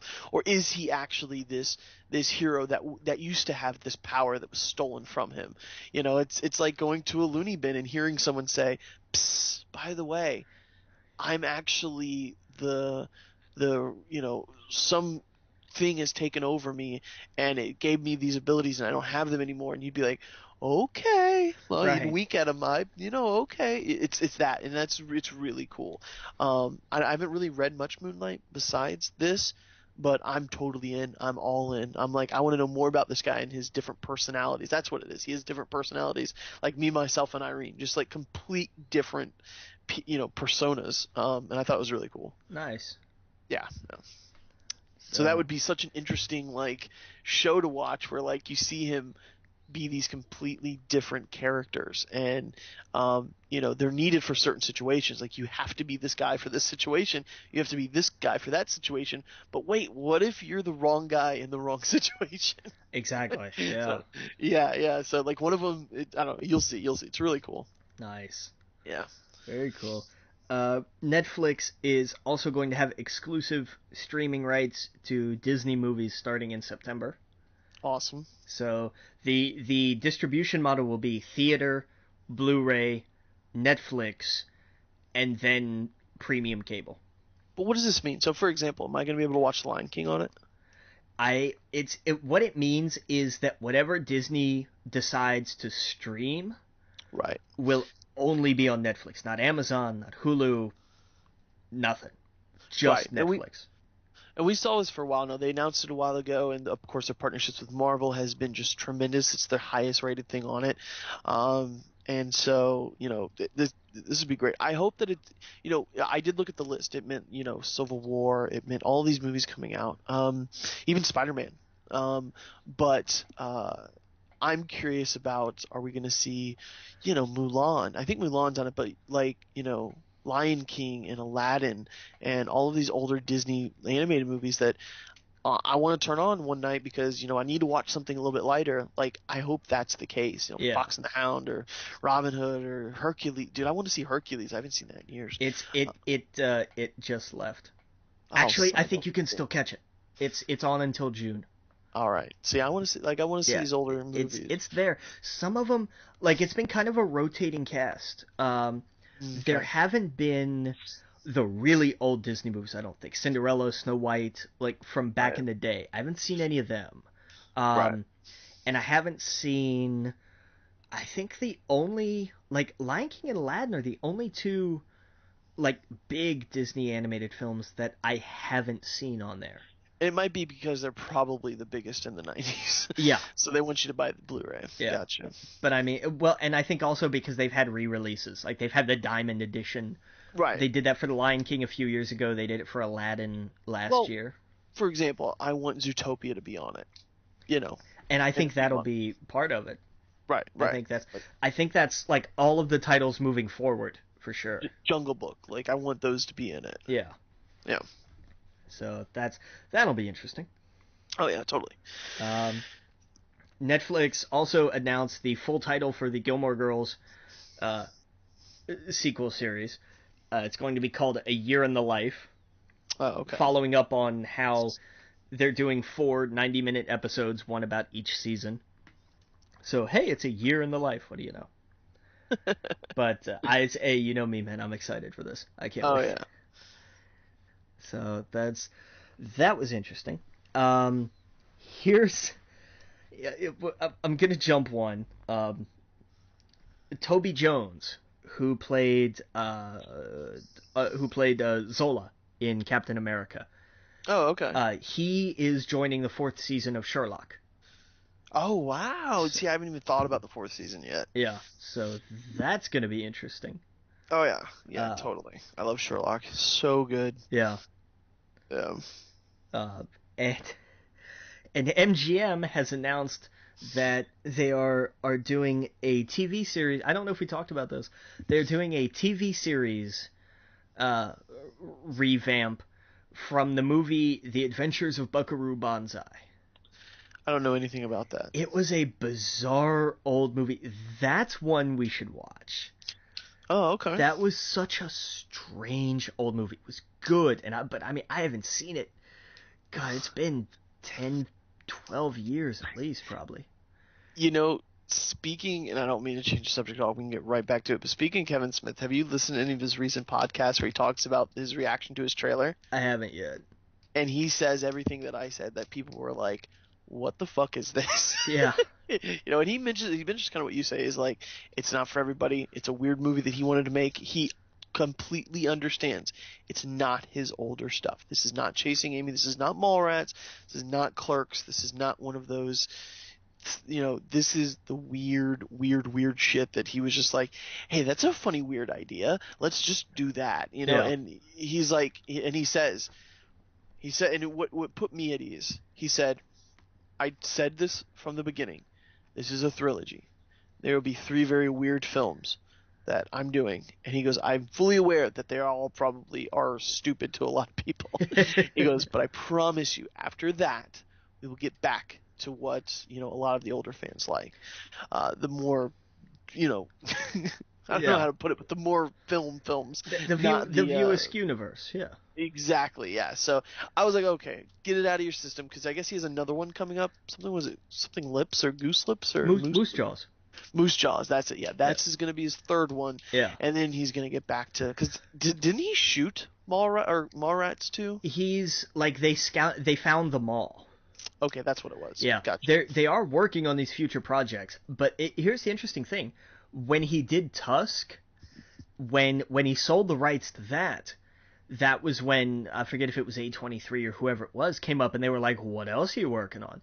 And he's like, well, I've got the ideas for these other 2 movies. And they're like, okay, great. What else? And he's like, well, Clerks 3. And they're like, excellent. We'll do that too. Like, that's these, for as much as most everybody else is going to kind of crap on his Great North trilogy, this has enabled him to do all this other stuff.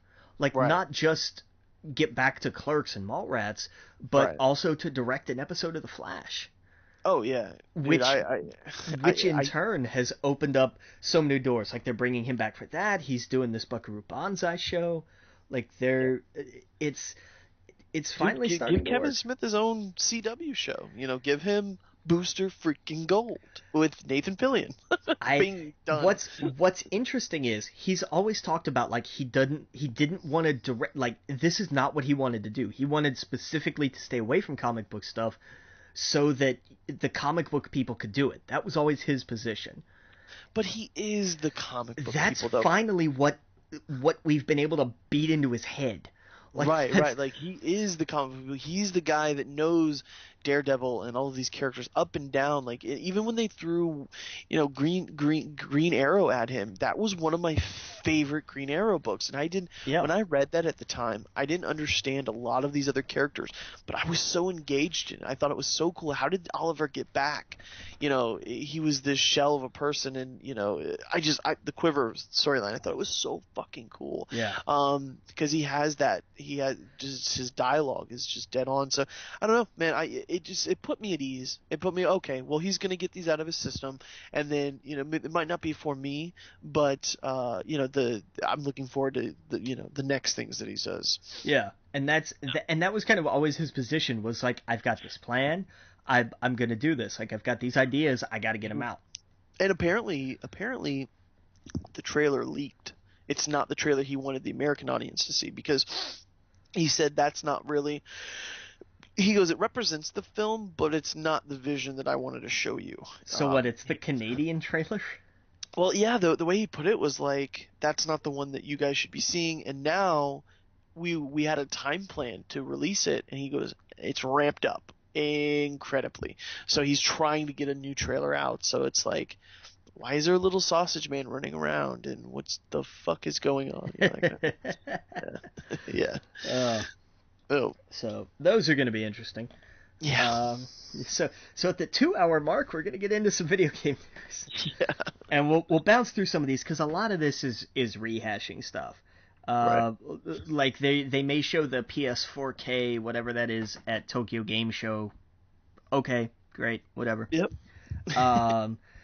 Did you sign up for the Pokemon Go? Yes. US beta? Yeah. Yes. I think they've started sending those out. I haven't looked. I'll look after the show, but that'd be awesome. It would be very cool.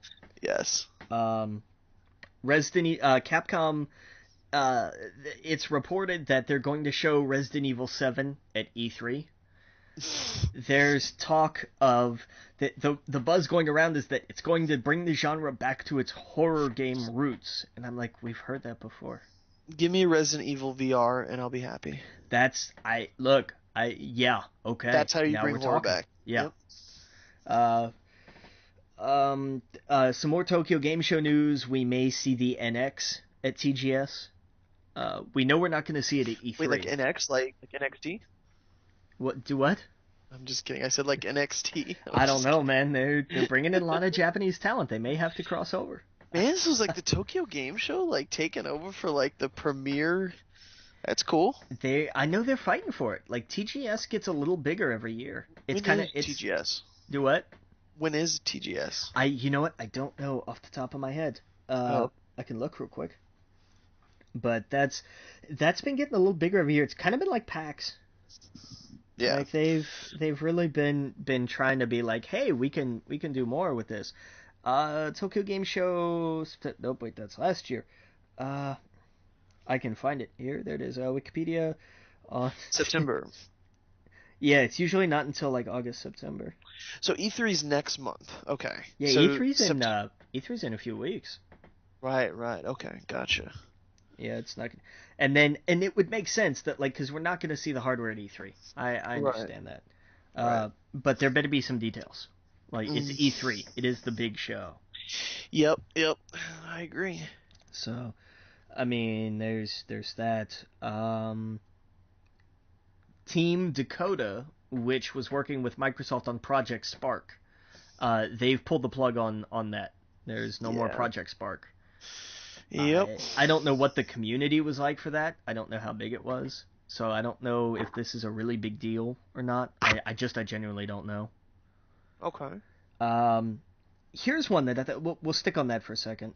With Microsoft, they're starting to roll out backwards compatibility for multi-disc games for the Xbox One. I saw that. Which is good because now we can start getting things maybe like Lost Odyssey, which was one of the last great Square Enix RPGs. Right. Just fantastic. Here's something I thought was interesting. Activision is really pushing to become what have they said, the ESPN of esports. The ESPN. They are really trying to get this consolidated because it really is like esports, like leagues and all that stuff with esports. It's kind of the Wild West. So like a channel? Or just like an organization of sorts. Like we have to get these things organized. Like MLG and all of these other things, we have to get them organized. Well, that's true. Blizzard would do it because I mean, like they have some pretty competitive games. Yeah, and I know they're really pushing at it. So I mean, Overwatch could be super competitive. Yeah. The way because it's really well balanced. You have to have a good team. You know, you have to be smart. Have you been playing any at all? I haven't. I don't know if you got it. No, I didn't get it. Oh, dude, that with everything going on. When I haven't played much PlayStation at all, but when I did turn it on, because I love that I can jump in and play 5 minutes and then I can go. You know, that's all I need to do: play one match and then I'm out.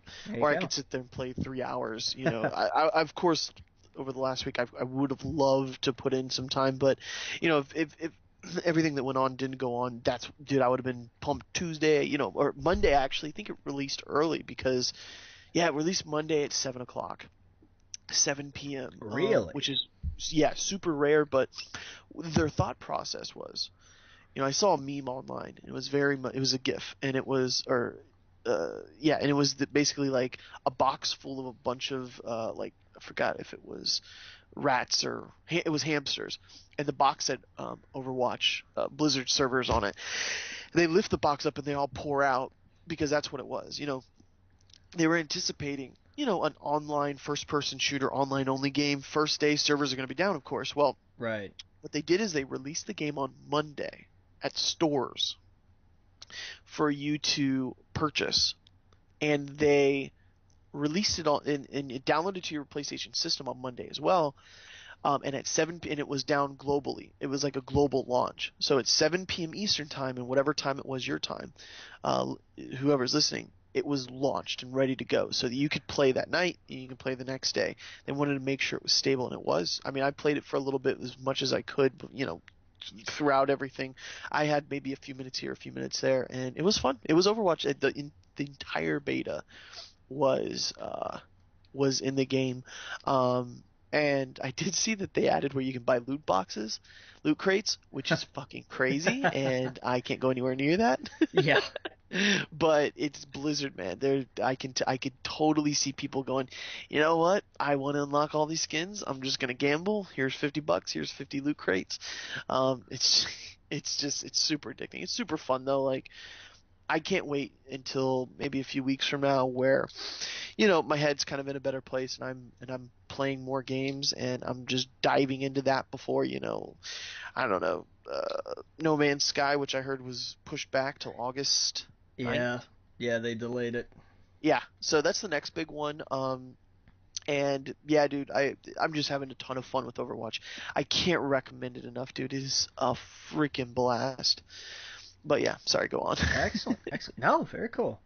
Yeah, yeah. Did you see that there's been a slight leak with the next Destiny expansion? No, no, tell me more. Yeah, it's going to be called Rise of Iron, Okay, like Iron Banner? apparently. Okay.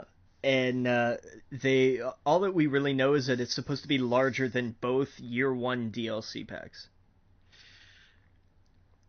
That's not saying much. Yeah, that was kind of my thought process.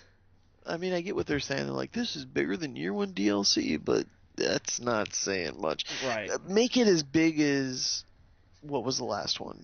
The Taken King? I mean, yeah, I guess. You'd get me excited if you were like, it's as big as Taken King, because then I'd be like, well, you got me for a few months. Yeah.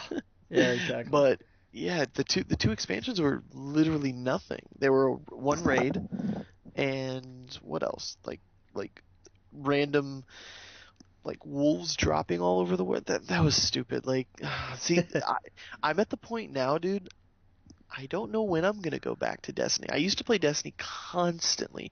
It's fun to play with a group of friends, but I've been gone from it for too long. You know what I mean? Like, Yeah. there's just too many other games. Overwatch. At the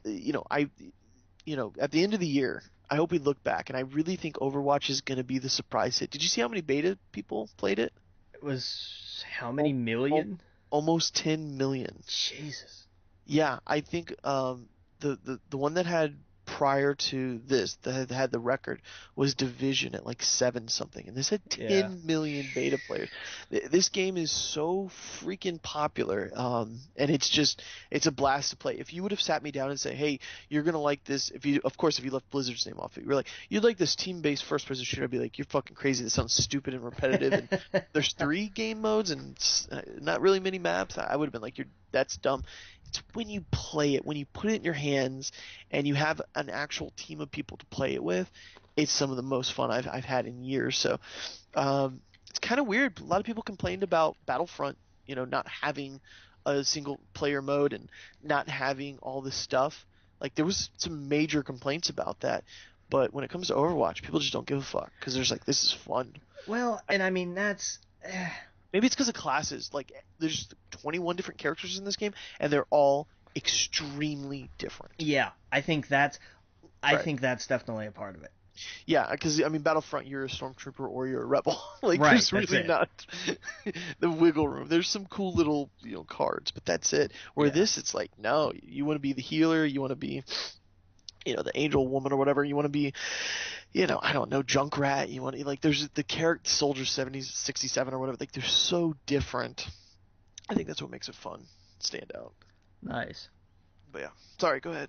No, no, man, it's cool. Excellent. Yeah. Um, little quick thing on the next Gran Turismo game, Gran Turismo Sport, is going to release November 15th. That'll be neat. Okay. I always Yeah. look forward to them. I like them. See, I've never. I think I played one Yeah. long ago. I Yeah. I like my GT games. Not as much. Like I was really big on the first two. I couldn't get enough of the first two. I mean, that was the highest selling first party game, PlayStation 3. Yeah. Oh. Yeah, it sounds about right. um, Cold World Interactive is working on a sequel to Unravel, Oh, okay. so that'll Well, be neat. I played a few levels of that. It wasn't as charming as I thought it was going to be. Yeah, fair enough. Yeah, it was a little annoying. The jump mechanics and stuff. I was just like, ooh, this is not polished. Yeah. But yeah. Oh well. The cross network patch for Rocket League has gone live. Oh, nice. To the Xbox One, Steam, PC networks can play with each other. Oh, that's awesome. So fun for them. Namco Bandai announced Dragon Ball Xenoverse 2 for, was it later this year?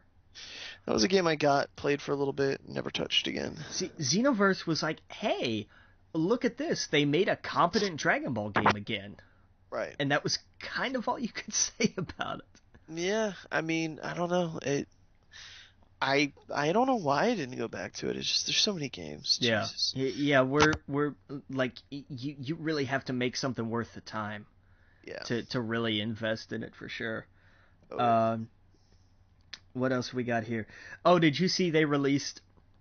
We saw the head for the Kojima Productions logo, but did you see he's a full figured mascot?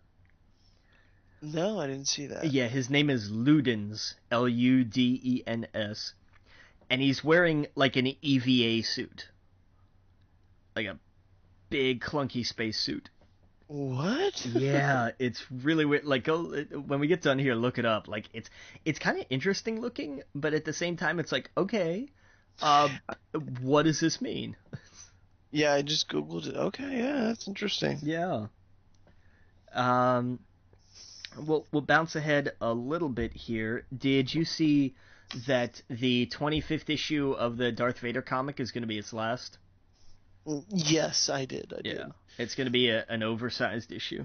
I gotta catch up with that. I think I read all up to the point where the Vader down storyline. Yeah. And then that's where I kind of dropped off a lot of the Star Wars comics. I just haven't really picked back up. Yeah. I'll get to it though. And did you see promotional materials at Star Wars Celebration in Europe have maybe leaked the title for Episode 8? I did, and the title makes sense. Yeah, oh, it totally makes sense. It fits right in line with Empire Strikes Back. Yes. If that's where you're gonna go, it totally makes sense. Oh yeah, they said it was gonna be a little bit darker and a little bit grittier, and okay, I'm all in. The first one was very light and fun and very nostalgia packed, and if it's gonna get a little bit darker, this is gonna surely be the one. Yeah. Yep. So I mean that's kind of covered the news. Well, real fast, I did see some of your news that I want to talk about real fast. Star Trek Online coming to PlayStation 4, Xbox One. Okay. I didn't know anybody still played it. Oh, dude, I don't play it, but I would totally play it on PlayStation. Yeah. For if it was like free, like DC Universe. How frequently do you play DC Universe? I would totally play this. I actually own it. Like, I played it on PC for a while, but the problem was I didn't know anyone else had played it. The thing with the PlayStation is, if it was free, if it was like PlayStation Plus Game of the Month or whatever, I could tell my brother, I'd say, hey, Logan, you want to play some Star Trek game or what? If it's free, I think you can get a lot of people. It all depends. I mean, it might be $20 or something like that. It all depends on if you have people to play with these kind of games. Just like, I mean, I played the Elder Scrolls Online, but no, you can't get anyone else to get that game. That's the problem. No one else wants to pay for it. Yeah. If it was free, I guarantee you'd play it. I guarantee a lot of other people would play it.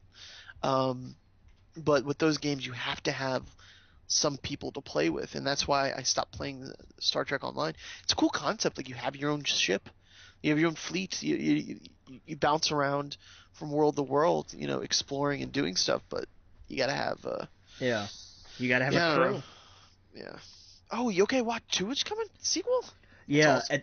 But it's interesting. They're doing it like a Pokemon game. Oh, that makes sense then. Yeah, how they're doing, how there's it's like the same generation but 2 games. Right. That's what they're doing with Yokai Watch 2, and they're calling it. You have Yokai Watch 2 Bony Spirits, and Yokai Watch 2 Fleshy Souls. Yeah, it's those need to be translated better. Yeah, totally. Yokai Watch, I feel like I'm really late to the party, and it's not my. I felt like we were just the perfect age when Pokemon came out. That it just hit with the spark. And I've tried Yokai Watch, and I'm like, I see what they're getting at, but yeah, I don't know. We'll see. I'll probably try and finish it, but that's it. That's probably all I'll do. Yeah. All right. So sorry. Yeah. Let's go ahead. Let's tell me real fast because I didn't see Extreme Rules. What happened? Not much. Um, Most everything was kind of meh. It wasn't a tremendous show. There was a fatal four-way for the Intercontinental title, and it was The Miz, Kevin Owens, Cesaro, and Sami Zayn, Okay. and it was it's a possible match of the year candidate. Oh, really? It It seems like was a lot of the mid cards in the yes, last like month or so yes. have just been skyrocketing. They've had to.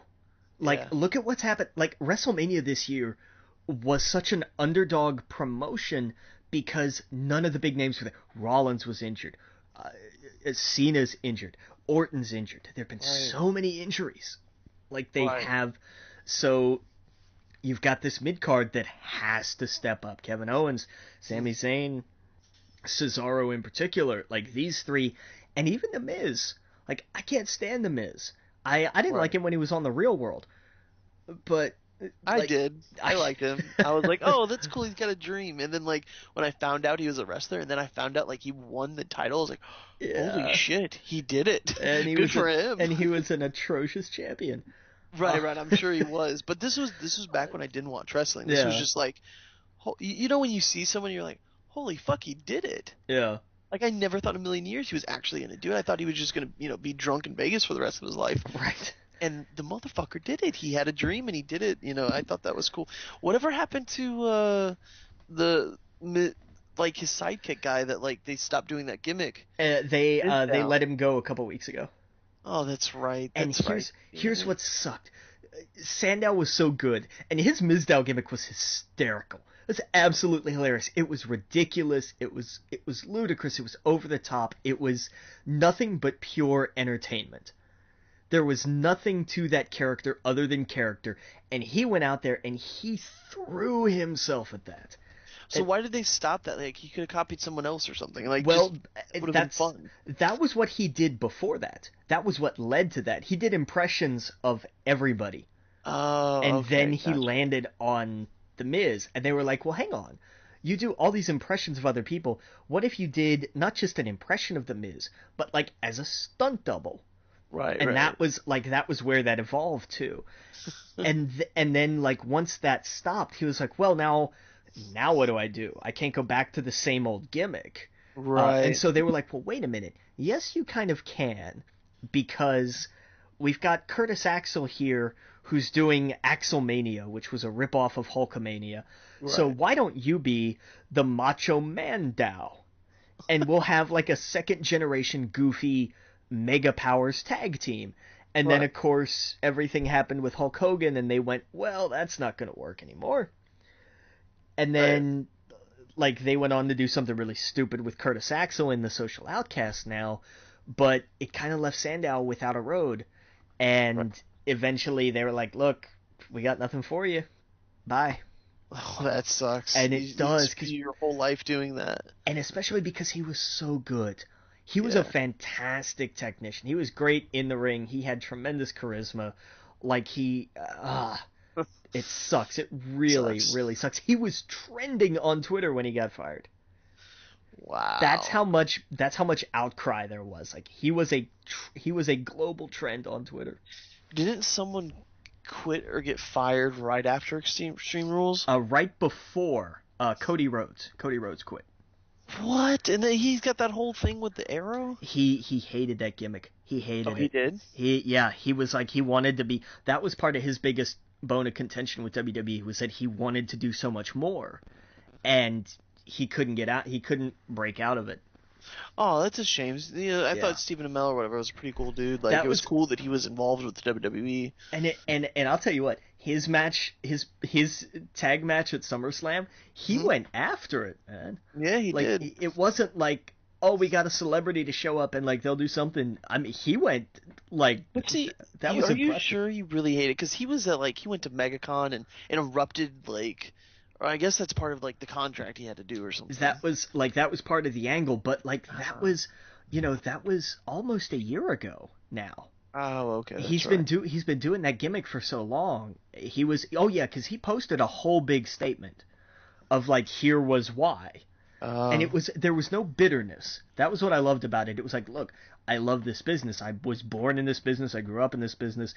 I'll keep at this business, but I couldn't break out of this here. So I gotta go find something. You think he'll come back? I am sure down the road we'll see Cody Rhodes again. Oh yeah. Right. And come back without that gimmick. Come back as just Cody Rhodes. Oh, absolutely. He can. Yeah. Give it time, and he'll be back. And then we had some other matches, and nothing else really stood out. No titles changed.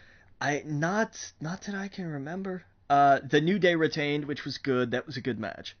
Them and the Vaudevillains, that was a solid match. Dude, one thing I did listen to, because I was mowing my grandfather's lawn, and I always like to get a good podcast going when I'm doing that.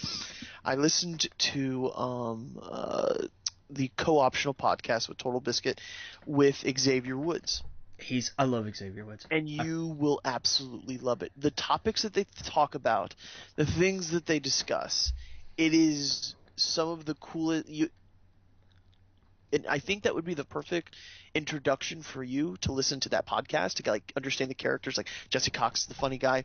Total Biscuit is the cynical British guy, but he knows so much about PC gaming and just gaming in general. And Dodger's like the girl that she loves anime and weird games. And Xavier Woods was he says it in the show. He's like, it's been 10 minutes and you've been the best fucking guest on this show. Yeah. He's like usually we have people that just don't say anything and they just sit there. And he's like, that's so weird. Xavier Woods like, that's so weird. I could not do that. Yeah. And he goes from topic to topic. They talk about the difference between the Sonic the Hedgehog TV shows, and he's like, and then Xavier Woods pulls. Hold on, sorry to cough. He goes, Xavier Woods pulls, and it's, by the way, it's on YouTube, so you can watch it where you're seeing them interact with each other, or you can listen to the podcast on the podcast app, and you see him pull out dude, the thing you attach to a Sega, you see him pull out the Sonic the Hedgehog, DVD collection, and all of this crazy stuff, and he's so genuine about his love for video games. Oh yeah. And the stuff he taught, the range of games they go from is insane. So definitely do that. There's some homework. Do that this week. Go find that episode. It's actually not that far back at all. It's just the co-optional podcast with Xavier Woods as the special guest. You'll absolutely love it. And you'll be like, okay. And that's the cool thing. He brings on a guest every week from the video games industry, and Xavier Woods was just total joy to listen to. Yeah, and I love his channel. Oh yeah. He talks about being in the locker room, and he talks about getting the guys into weird app games. He's because that's the one thing he's found that he can get people in his business, wrestling and whatnot, into gaming, because they all have an iPhone. Everybody's got an iPhone, and everybody travels. Right. What do you do when it's not your turn to drive? Oh yeah, and I forgot what the game was. It was a ridiculous concept, but he was like, yeah, and I came in and then told this guy to do this. Bam! Suddenly I have, I forgot who it was, the Miz or something like that. It suddenly trying to borrow whatever from the game, and I don't know, it's just really cool. It's a really good podcast. Love one of my favorite burns ever was they did a Madden tournament in the WWE locker room, and I mean Xavier, when they did the finals, it was Seth Rollins and Jack Swagger. Oh, nice. In the finals. And I mean Xavier, because they did it on up down down, and it was all video, and Xavier's got on a suit, and he went out and he got this really nice trophy to present at the end, and and Miz, who had been in this tournament before he got knocked out, which apparently happens to Miz a lot, he was off to the side, and they were all kind of talking about the trophy, and Miz made a joke about just saying, well, no, I'm just going to go ahead and take this with me or something. Oh, wow. And Seth Rollins was sitting up front, and he said, yeah, to replace that Intercontinental title you lost. That's great. And there was a half dozen or so other superstars and divas in the room, and they were just like, oh. That's great. Oh, I Yeah, dude, loved it. he's funny. He really is, and he just meshed so well with them. He was Yeah. just totally genuine, and the stuff he was talking about, it really surprised them because they're like, and they even talk about like Total Biscuit. That's the thing is, he's no bullshit. Like he'll straight up be like, wow, like we didn't like he knows about Xavier. He knows in video games. He's like, you are the genuine, like real deal. And Xavier goes on and talks about like he's like. Yeah, he's like he's like I'm a wrestler, but I also have a degree in psychology and like all this other stuff, and Yeah. he talks like just like he's the exception to the rule, and that's where he put it that way. He's like he's not what people expect, and he's like, Dad, that's my gimmick. I'm not what you expect, and that's exactly what New Day is. It's not what people expected, And that's why they've taken off like they yep. have.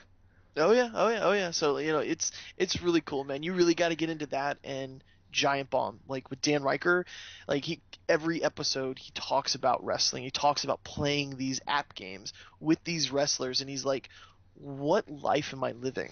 Yeah, right. What kind of world am I in when I have these? He talks about like Cesaro and who's the big Russian guy? He's like Rusev, these guys are yeah. Rusev, and he's like he's invading my castle crashers, and like he's like these people get serious with it.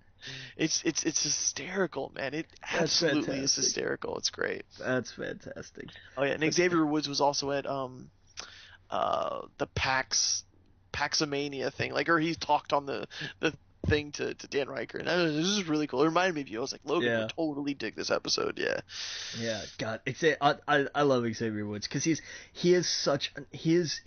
completely unabashed of his nerddom.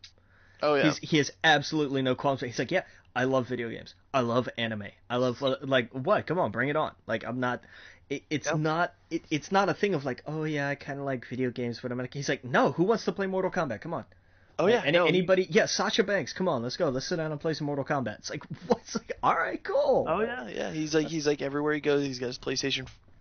Yeah.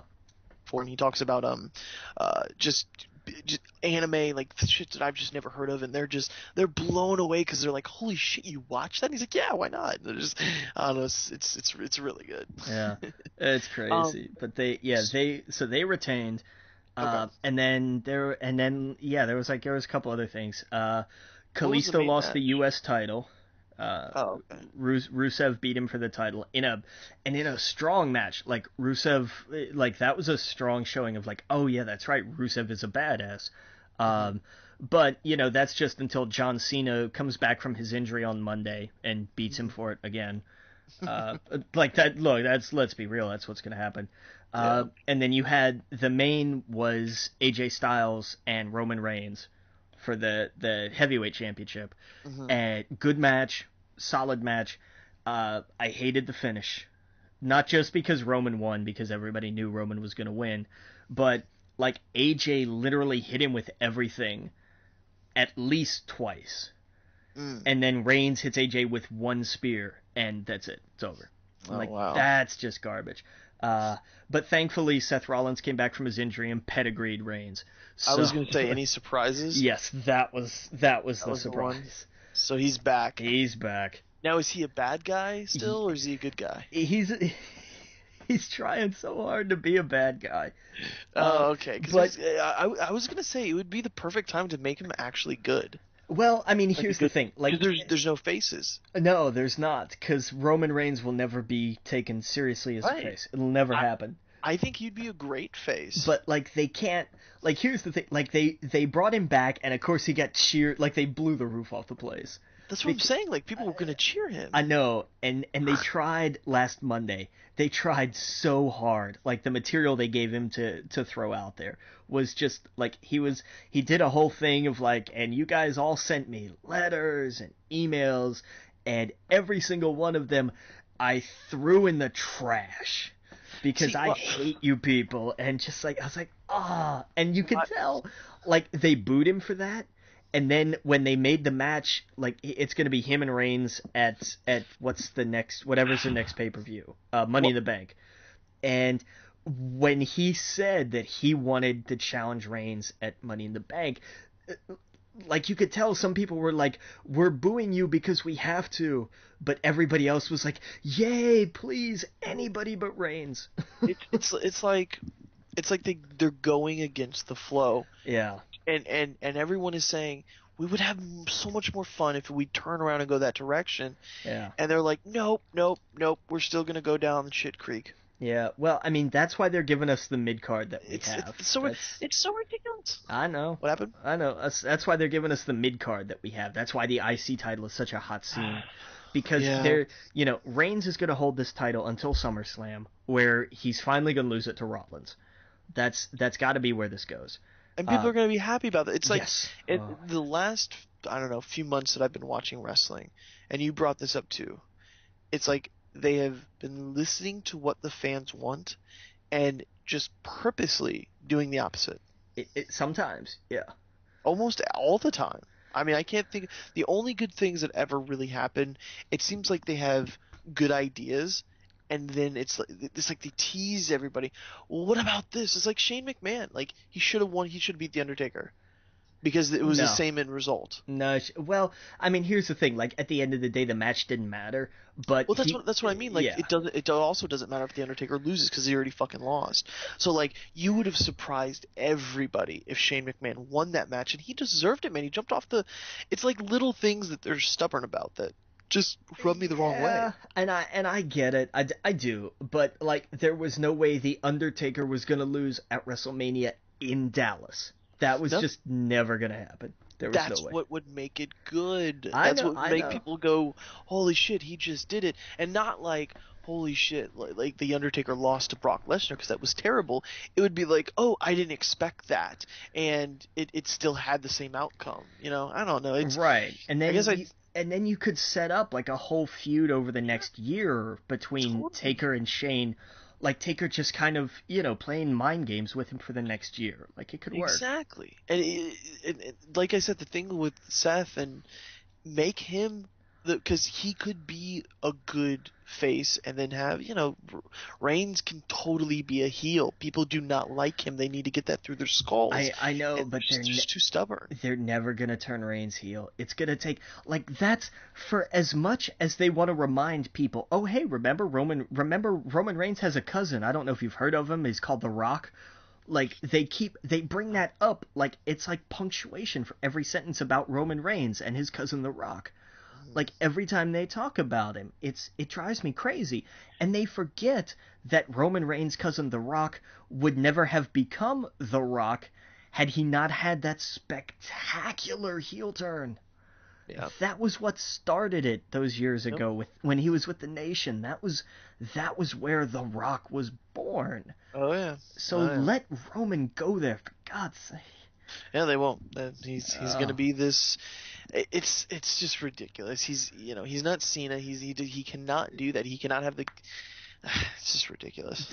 I mean, his new phrase says it all. I'm not a good guy. I'm not a bad guy. I'm the guy. Like, well, see, now they're trying to go down the like anti-hero or like the gray area, and it might work, but just make him a heel. Put Seth Rollins as a face. This would have been the perfect time for him to come back because, like you said, I bet everyone cheered him. Like, yeah, fuck Reigns. Like, exactly. Let's vote for this guy. Let's root for this guy, and it would have worked because I don't know. It's just silly. I'll get back into it. I'll watch next week. Yeah, it's worth it. And did you see? But while we're on wrestling news, did you see they've announced two things? One is that SmackDown is moving to Tuesdays starting in June or July. Tuesdays? Yeah, it's moving to Tuesdays, and it's going to be live. Not Thursdays. No, Tuesdays. Why Tuesday? So that they can do it live instead of taped. That's awesome. Yeah. What? And also, brand extension. I called this before WrestleMania. I said they were going to have Shane McMahon in charge of Raw, and they're going to put somebody else in charge of SmackDown, and it's going to be the brand extension all over again, like it was in the early 2000s, where you totally called it. Yeah, where you have you have one roster on Raw and one roster on SmackDown, and you divide up the titles, and you have two different shows with two different casts and two different storylines, and suddenly SmackDown becomes relevant again. So, did they announce who's taking over which one? No, not yet. So far it's just Shane and Stephanie co-running Raw still. Okay. I think I saw something where they were talking about, like, they're both saying how much they would do a better job on SmackDown. So, Right. but see, I don't get this. So, they're going to do Monday and Tuesday. So, like, one show, wouldn't you think they'd need a few days to go from one city to another? Well, but I mean that's the thing. That's where you split the roster. Two different shows, gotcha. Two different, so that you can have them in two different parts of the country, but not everybody is on every night. I guess I just thought that Monday and Thursday was just so well spread apart. So you have Monday, Thursday, Monday, Thursday, Monday, Thursday. It didn't feel like 2 nights in a row. But hey, no, I'll take it. I mean, really cool. We're moving towards like look at the network. Like we have content 24/7, and I mean, think about this. We have Raw on Monday. We have SmackDown on Tuesday. We will have SmackDown on Tuesday. We have NXT on Wednesday. Like, that's true. Yeah, like there's, we've got that much of the week covered, and you can do that running out of a pay-per-view. Like you'll have, Money in the Bank on Sunday, Raw on Monday, SmackDown Tuesday, NXT Wednesday.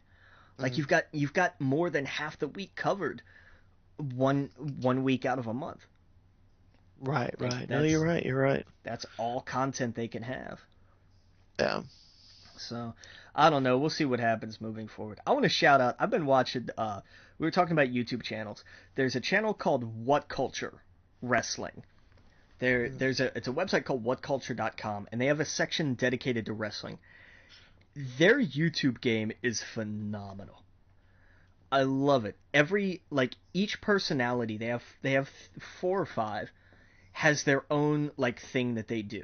One of the guys has styled himself King, and that's how he introduces every video, with just this long King sort of thing. And he does all of the WTF moments from whatever the show was, Raw, SmackDown, or pay-per-view. They do a bunch of top 10 lists, there's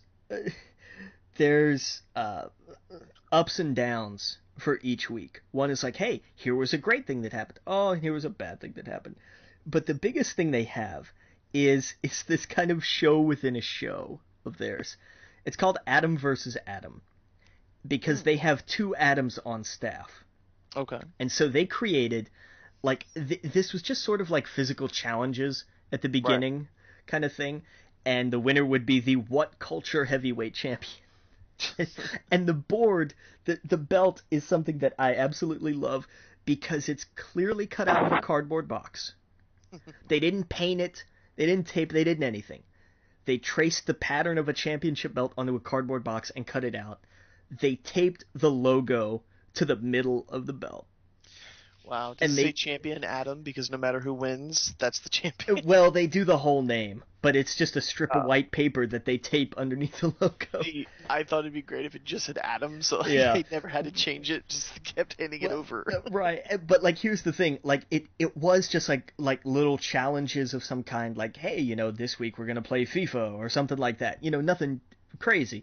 And then they were like, well, wait a minute, with these events coming up, how about we do a prediction show? And then whoever gets the most predictions right, they win, and so on. And that was kind of neat. And then it became a thing. And now you have one of it's Adam Blampied and Adam Pacitti, and these guys, it's UK based. Mm-hmm. And Pacitti has started a thing called Pacitti Club, which is a play on Balor Club, which is a play on Bullet Club, which is what AJ Styles and Anderson and Gallows belong to. Oh, okay. And they ganged up on the other Adam. Well, in turn, he started BX, which is it's D-Generation X, but with a B instead. It's the same logo, the same green, the same dripping spray paint, the same everything. and it's hysterical because they've had fun with it. The titles changed hands, and there have been betrayals. And when Pacitti was out with a legitimate condition, one of the other guys on their staff, whose name is Jack, has stepped up, and he's going to be the last surviving member of Pachiti Club. And it's been this whole little drama, and it's hysterical. You got to go watch it. It's a handful of, it's a couple dozen videos, so it'll take a little time, but some of them are only, 5-6 minutes long. But it's this whole little drama that keeps playing out to the point now that they're actually hosting a wrestling event. They've actually formed WCPW, What Culture Pro Wrestling, to put on this event, and there's going to be each Adam is going to have an actual wrestler show up and represent. It's going to be like the Battle of the Billionaires was at WrestleMania a couple years ago.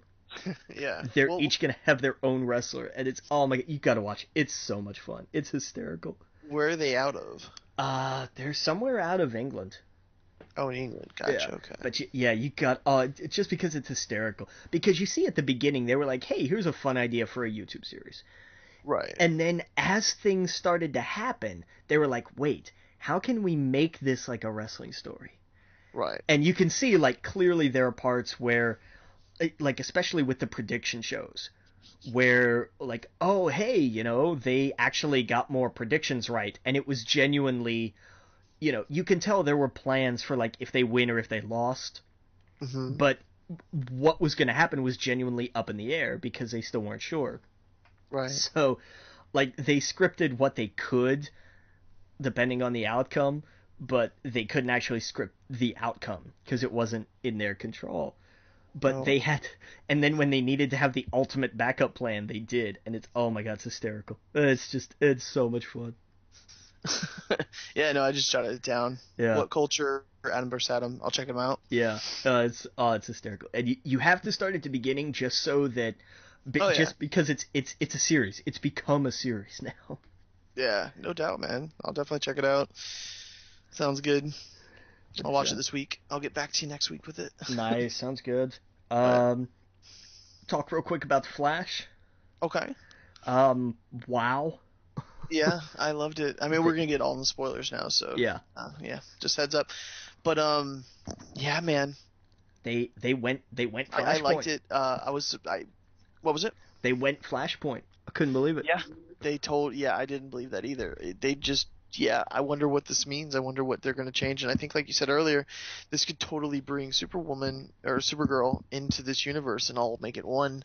And I just want to know what this means moving forward. Is he not going to have his... And the thing is, what really caught me was he saw the Flash. He saw himself, and it looked like he killed his mom. Well, no, did you get that from it? No, I didn't. And then he disappeared. I think what happened was he was looking at the version of himself that he had been when he was looking at the other version of himself saying, stay back. But he never did say stay back. Right, because this was a different version of himself. We're on like the fourth version of the Flash that was in this scene. Right, and what I got from it was that the Flash went to open the door, and he saw the Flash, and only the Flash, standing over his mother. But and she's terrified of looking at him. And I don't know, go back and rewatch the scene. Maybe I'm crazy, maybe I just saw the wrong thing. But the Flash that disappeared looks terrified at what could come. Well, I think that's because it's not, on some level he knows it's wrong. Like, it's not a matter of, like, he sees the Flash menacing his mom. It's that he gets there and he's looking at it and he's thinking something, wait a minute, hold on, there was only one of me there that night. Right. There was a Flash there, but this isn't that Flash. Where's the lightning? This is not at all how he remembers it being. And why did he disappear? And then he vanishes from existence because that version of the Flash was predicated on his mom dying. Right. So he doesn't exist anymore. Yeah, it's gonna get very timey-wimey. Yeah, big time. Yeah, this changes everything. Yeah, it does. Yeah, I was surprised. I was shocked. I didn't know they were gonna end it like that. Yeah, dude, and who Jay Garrick was, like, that was really cool. I had just said, like, when they announced, they were like, oh yeah, and because they did the whole thing, like, I even took his name, Jay Garrick. And I was like, oh, okay, well, that wasn't what I thought they were gonna do. And I watched the show with my mom, and she was like, "What did you think they were gonna do?" I was like, Yeah. "Well, he talked about like he went to other Earths and he saw other versions of the Flash, and so what if he went to the version of the Earth which was the 1990 TV series The Flash, and Right. he stole and that was who that was, because that version of the Flash was played by the same guy who now plays Barry's dad." And she was like, "Oh, well, that would have been really Right. cool." Right. You see, And I thought, yeah, I thought it was gonna be Wally in the mask for sure. I I thought don't know that why. too. I thought Yeah. that too. But then when they showed like, oh no, Jay Garrick on Earth 2 was actually, his dad's doppelganger, I was on the floor. I was like, "Oh my Yeah. god, wait, they actually did that." Right. I like how they gave him like the original Flash costume and everything. Yeah, that was Yep. badass. And then he was like, and the only thing missing was the hat. And he Right. was like, "You know what? It's time I take something of his." I was Yep. like, there we go. Yeah. Yeah. Yeah. It was really perfect. It was great. Now oh man, I'm curious what it's gonna change for the next season, and hopefully that brings in Supergirl and who knows what else now. Why is it that every time Barry and Iris almost get together, something catastrophic happens? Because it's the CW, man. I, Like, welcome to the CW. I Like, know. I know you didn't watch One Tree Hill, but this is One Tree Hill with superpowers. No fucking joke. If they took the Flash's abilities away and you just had the romantic stuff, that is One Tree Hill in a fucking nutshell. But I mean, there's other stuff, but of course, but it is all CW all over it, and it works. It totally fucking works.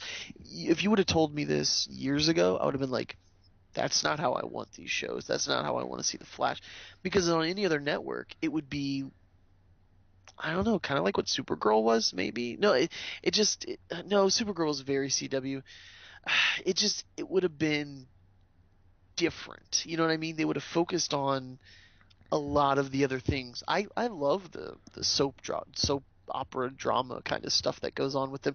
Sometimes it's a little like, okay, just get them together already. Like, get it over with. Stop teasing it. Um, kind of things. Or like, tell Wally already. Like, he doesn't, like, why does he have to be the last one to know? And Right. you told like a million other people. But yeah, it's the soap opera stuff can be a lot sometimes, but I love it. Like, I couldn't imagine the show without it. Same with the Arrow. Yeah, big time. The one without it is Legends of Tomorrow. That doesn't really. I mean, it has like maybe there's one storyline in that is very CW, but that's it. Yeah. Yeah. What else do we got? Now I didn't read Red Church just because of everything that was going on. Did you want to talk about it a little bit? Was it I good? yeah, it was, and that kind of surprised me because I'm not a Star Trek or a Star Wars book person really. Right. The last couple Star Wars books aside, because they stopped. The thing with those for me is that they get too involved in themselves. Right. They're too much about like, hey, how much of this jargon can we cram in as possible? Hmm. And instead, this one was more like, hey, let's look at the life of a red shirt, and as they discover, like, hey, wait a minute, why do these things always seem to fit this kind of pattern? What's going on here? Right. It gets very Rosencrantz and Guildenstern are dead. Towards the end, like I didn't see that coming at first. I was like, oh, it's a Star Trek book. Okay, neat. Yeah, no, I look forward to reading it. With everything going on, I just haven't got to it. Do you want to pick a book for this week coming up, I'll do one. I mean, it's or do you want to wait? yeah, like it's 4 in the Okay. morning on Saturday. I'll wait till Tuesday to pick one. Yeah, sounds good. Yeah, we'll do it Tuesday. Yeah. What else do you want to talk about before we go? We gotta talk Game of Thrones. Oh yeah, definitely. God, where do we begin? We've missed a few episodes. To Yeah. talk about. You go ahead, start talking, and I'll start remembering I what I mean, saw. just like everything with Bran Yes, and Hodor. Hodor, like that's Oh. God, that'll break your heart. Full spoilers, of course. So if you're already listening this morning, yeah, that Yeah. I loved how they brought that back. And how it was a loop. Yep. Like it was interesting to me because it opened the idea that how did these things happen in the past that came from the future? Well, through this kind of thing. It reminded me of Lost for some reason. Yes, I've heard more than one person say that. It's very much Lost. And I remember my buddy telling me, he's like, I don't understand why I fucking just love that scene. I was like, it reminded me of Lost. He was like, oh, that's it. I was like, yeah, like that kind of like that preparing for that kind of story and how they bring it all together. It's really cool when stories can do that. Yeah. Yeah, but I loved it. Yeah, everything. Game of Thrones has been on full cylinders the entire time. We could jump around every story that's going on. Tyrion, just top notch stuff.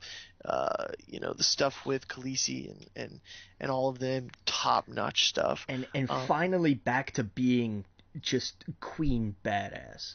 Right. Yeah. She took over, and it's when she walks out of that hut and she's just completely naked, everything on fire, killed all of those. What would you call them again? The calls. The calls, yeah. Just destroying all of them. It's like, this is the Game of Thrones. Yeah, it's like now we're, and you can see we're starting to move toward the end game now. Mm-hmm. I'm curious, like, what the difference between the books and this will be, and of course, Jon Snow. Like, I'm so interested in what he's gonna do, and what it means, what happened. Yeah, I'm just super excited. I can't get enough of it. I can't wait to watch it in a few days. Yeah, it's or tomorrow. Right. Yeah. It just keeps getting better and better. Yeah. We have what's going on with the Iron Islands. Like, I like seeing the Ironborn brought into the fold again. Like, because they're a nasty people. Yeah, they have like a civil war going, and I loved, the drowned god makes a little bit more sense, how they literally drown the king to see if he wakes back up. Yep. And spits out water. I thought that was great. Now they have like a civil war, and that whole storyline's interesting. And we've got who am I missing? Oh, Arya. With her, that was what was interesting with her. It was like, oh, you have to go kill this actress. And they're like, well, she's not a terrible person. Well, does that matter? It's like, well, right. and the circumstance of that particular play, where it was season 1, but hey, Ned Stark isn't an honorable fellow. He's greedy and self-righteous. And it's like, how much, are you a girl or are you still Arya Stark? Right. It's going to be interesting to see how that question gets answered. Oh yeah, absolutely. And Sansa and this is man, I can't wait to see what happens with all that. Like, it's well, it's like insane. we've kind of seen photos and little teases of that's like the battle for the North is the big scene this season. Oh, I haven't seen photos. Like that was how it kind of leaked that Jon Snow was alive, because he was in not Night's Watch battle gear. Oh, okay, I didn't know that. So we've seen, we're gearing up towards perhaps one final war for the North this season. Okay. And maybe it backfires. Who knows? It's Game of Thrones. It very well could. Everything will go bad. Right.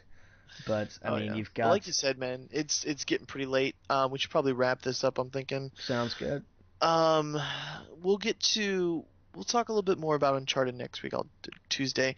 Probably should have it finished by then, I'm thinking. Yeah, you're not too far.